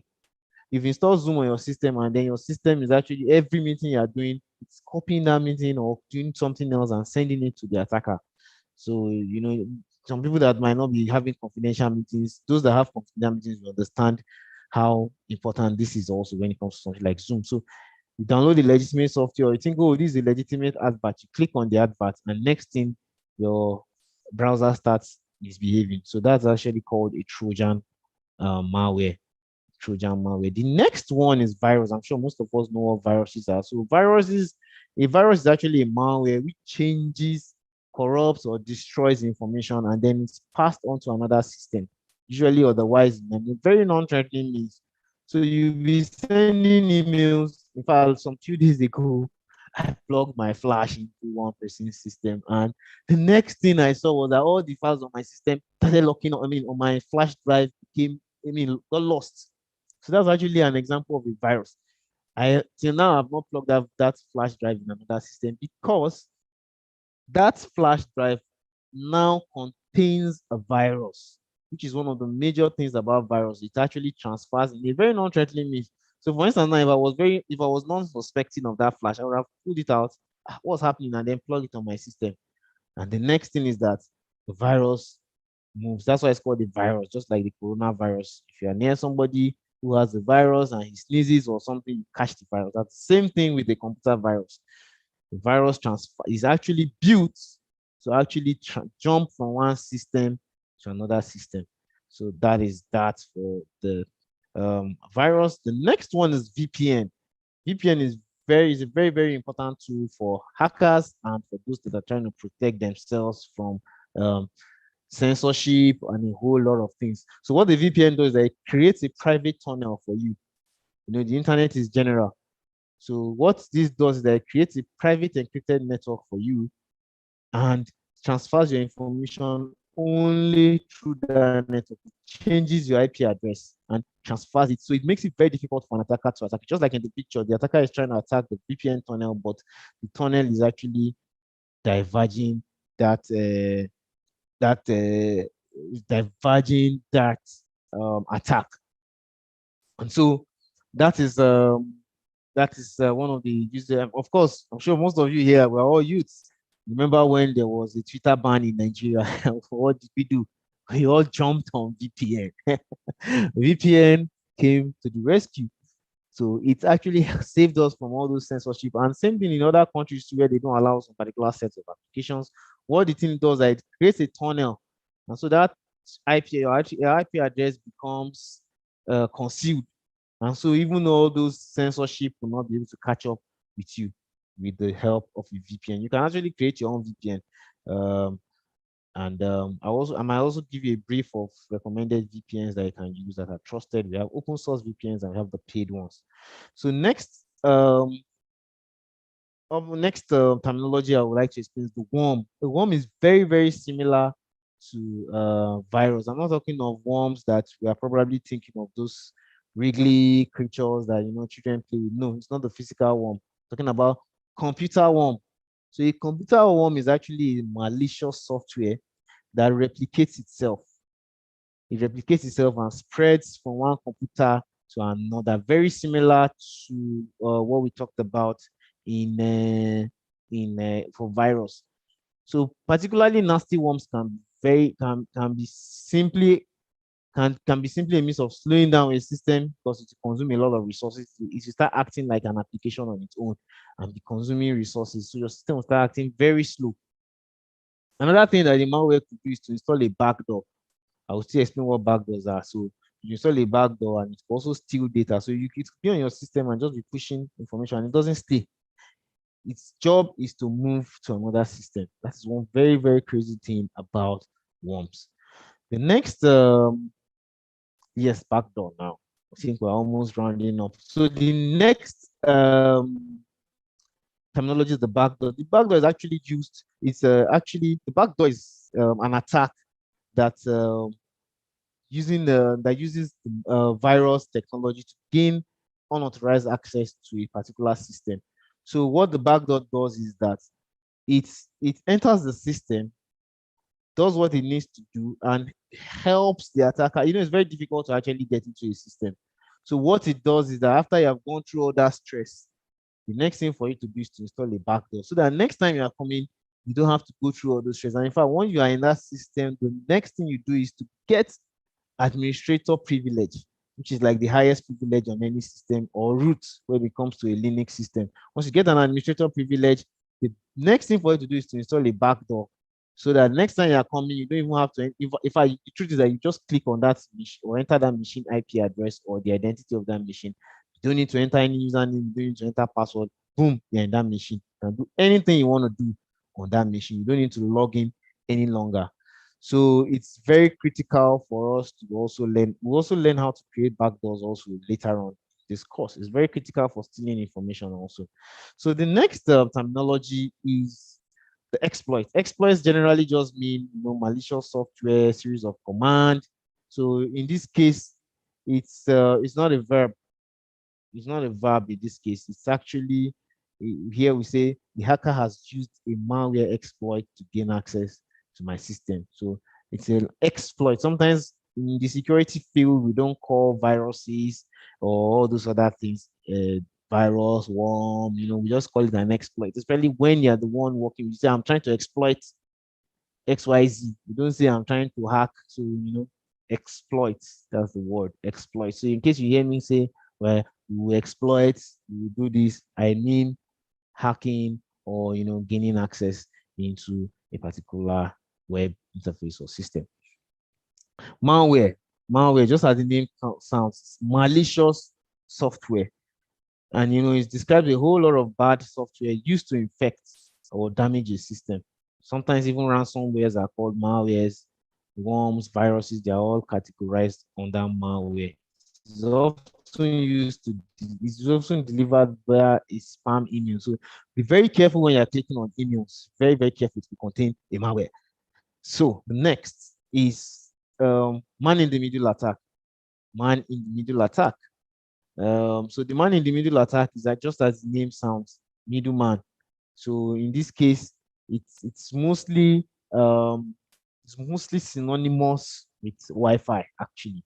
So somebody that's why we always advise you also never to connect to free Wi-Fi's.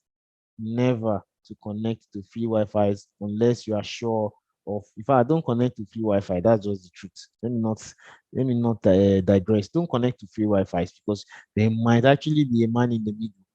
So you think you are connecting when you browse, for instance, you think, oh, your message is sent to, maybe you try to do a Google search and you think, oh, it's actually Google giving you a response. The truth is that a man could be in the middle and he will we have a whole lot of interceptors.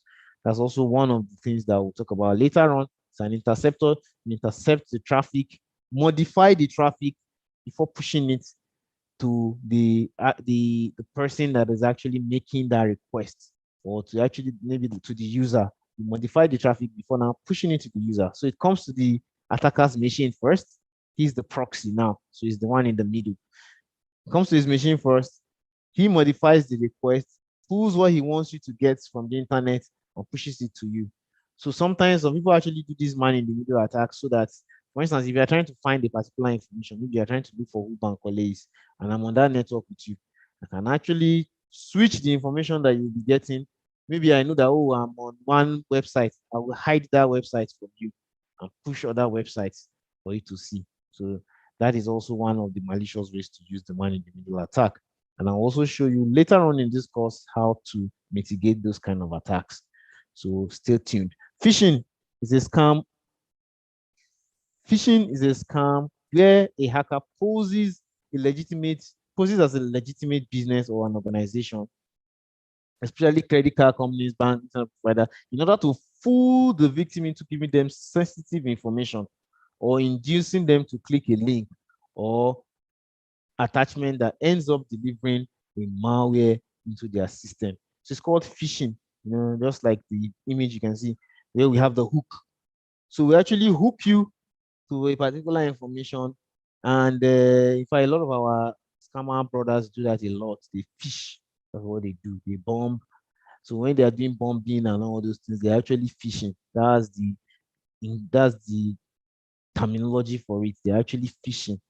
And so they send multiple emails and some people click it, and then from there the attack starts. They start asking you, oh, please, what's your credit card? We're calling you from Bank of Nigeria. We want to ask you what is this. You have won XYZ amount. That is a phishing scam.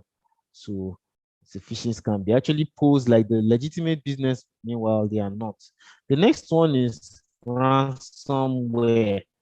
So ransomware is actually a form of malware that hijacks your system and encrypts your file, deny you access, and requesting for you to send money. I think I've explained that before, where I give you a story of that bank. So you can see sometimes um, this is the kind of message you get when you are attacked by ransomware. So this screenshot was actually taken from a very popular ransomware called WannaCry. WannaCry. So you can see there's also a time limit. It tells you how you can, it explains the whole thing to you, and also gives you the Bitcoin address. It also gives you the Bitcoin address of where you can send the money to. So that, they always use Bitcoin so that it's not traceable. Cryptocurrency so that it's not traceable.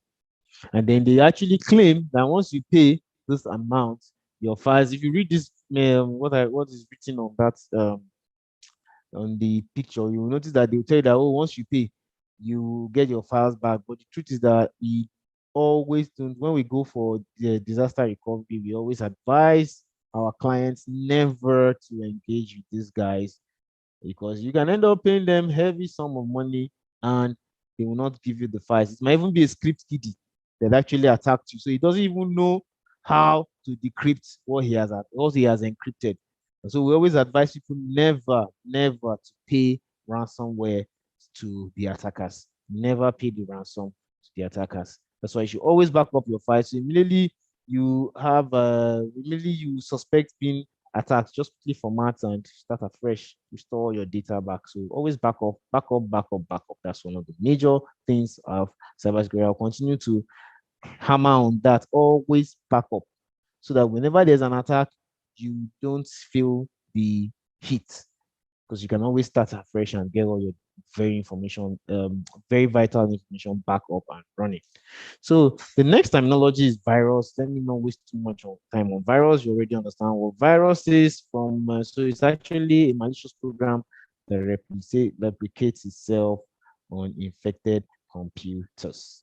So that is it for terminologies. The next thing we would like to talk about is what can I do? We have mentioned a whole lot of attacks, a whole lot of terminologies. The next thing you want to say is, now, wow, wait, what can I now do to stay safe on this online? What can I now do to stay safe online? So there are three very important things that you can do. For more than three actually, but there are three very important things that you can do. The three top things to do to stay online. So this screenshot was actually pulled out of a Google report where we were trying to compare experts and non-experts security practices and trying to ask people it was more like a survey, asking people what they think they can do to be safe while online. If you can take a good look at the graph very well, you can see that the experts are the ones that are in black, and the non-experts are the ones that are dark gray, light gray. So the expert actually, if you check the higher one for the non-experts, is use of antivirus. That's what most people always think that, once I install antivirus, I'm good to go, nothing can attack my system, blah, blah, blah, blah, blah. Yeah, that's true, but it's not the experts feel that is not, it doesn't cover.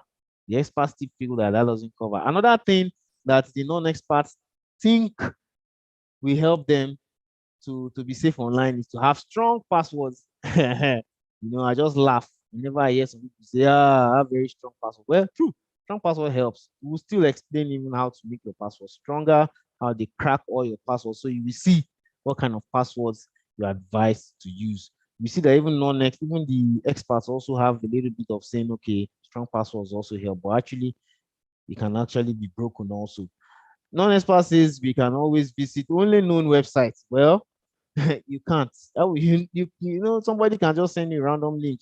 How do you know whether it's a known website? And then these days, hackers actually clone legitimate websites and make it look like a legitimate website. So what will you do in that case?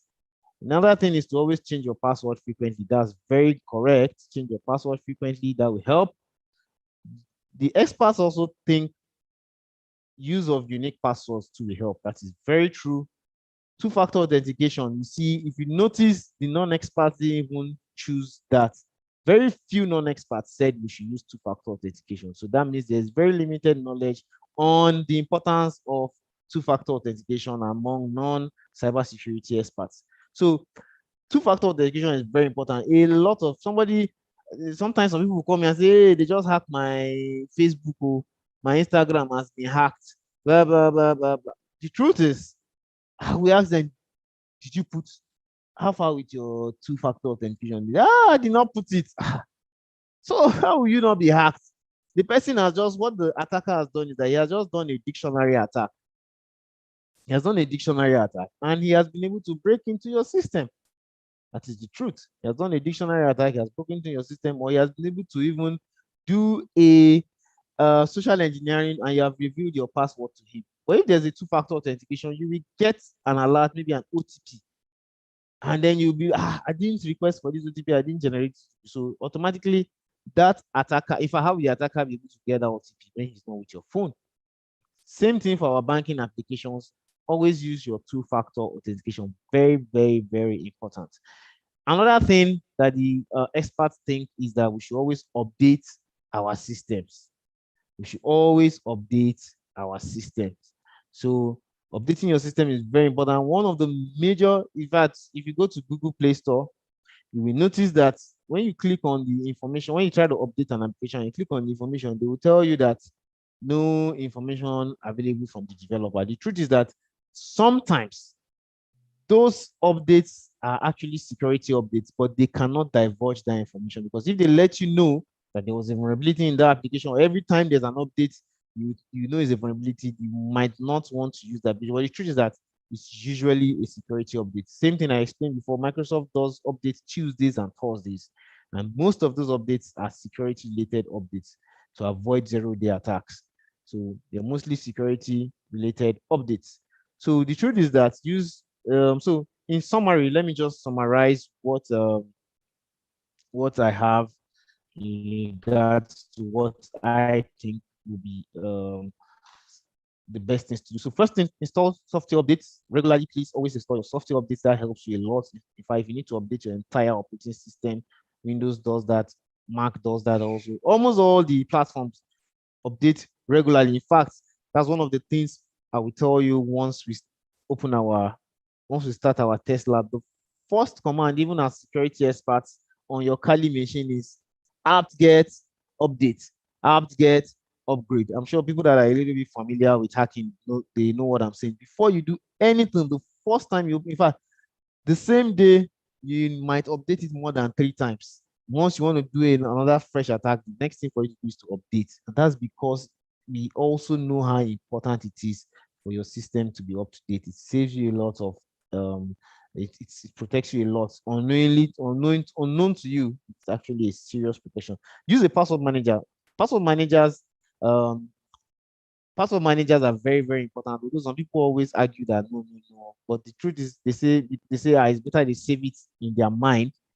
They say it's better they save it in their mind so that as nobody can hack their mind, but someone might be able to hack a password manager. But the truth is that password managers generate random strings of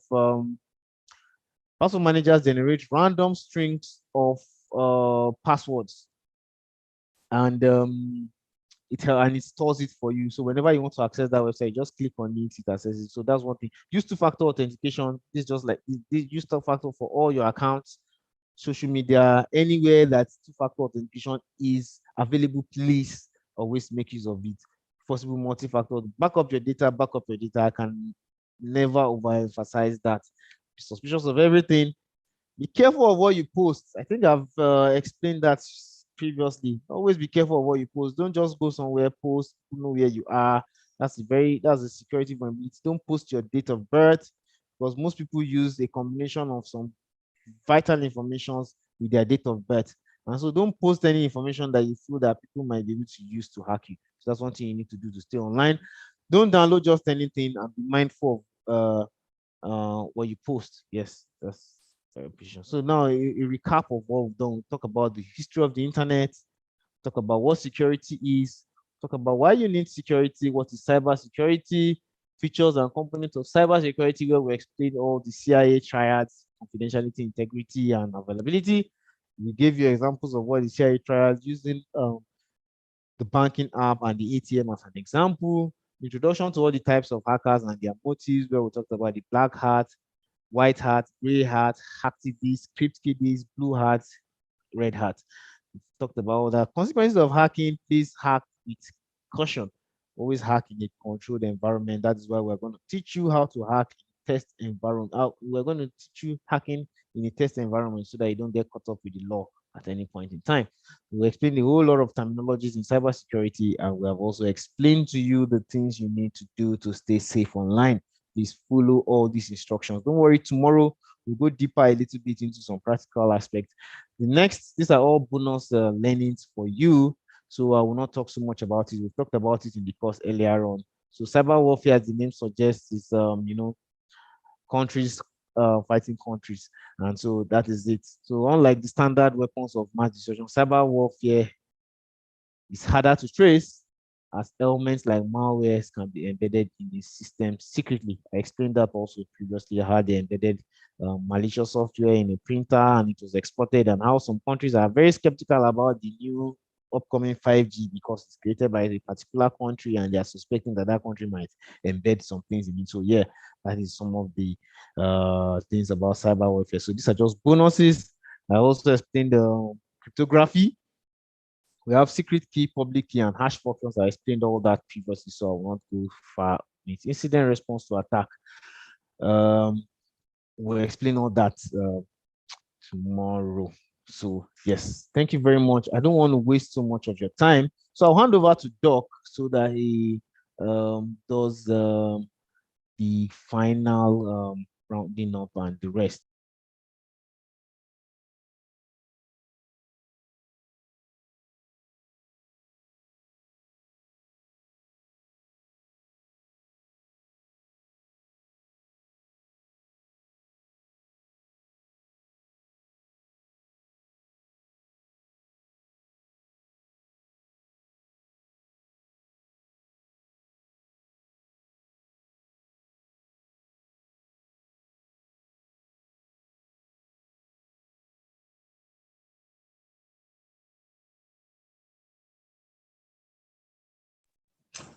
Right, guys.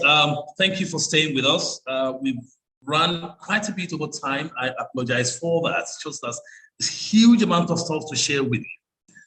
Now, what Bankole has done is to take us through some of the fundamentals of what we need to learn in terms of cybersecurity. So I'm not going to go over them because of time.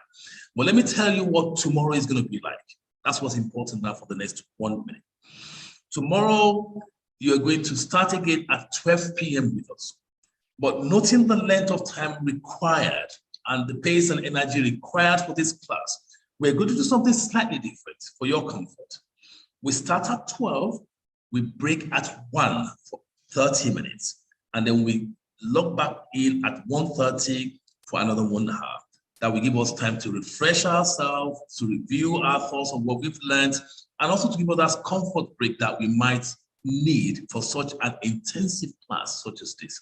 So tomorrow is also 12 o'clock start, 1 hour session, half an hour break, and then an hour and a bit to wrap up the rest of the class.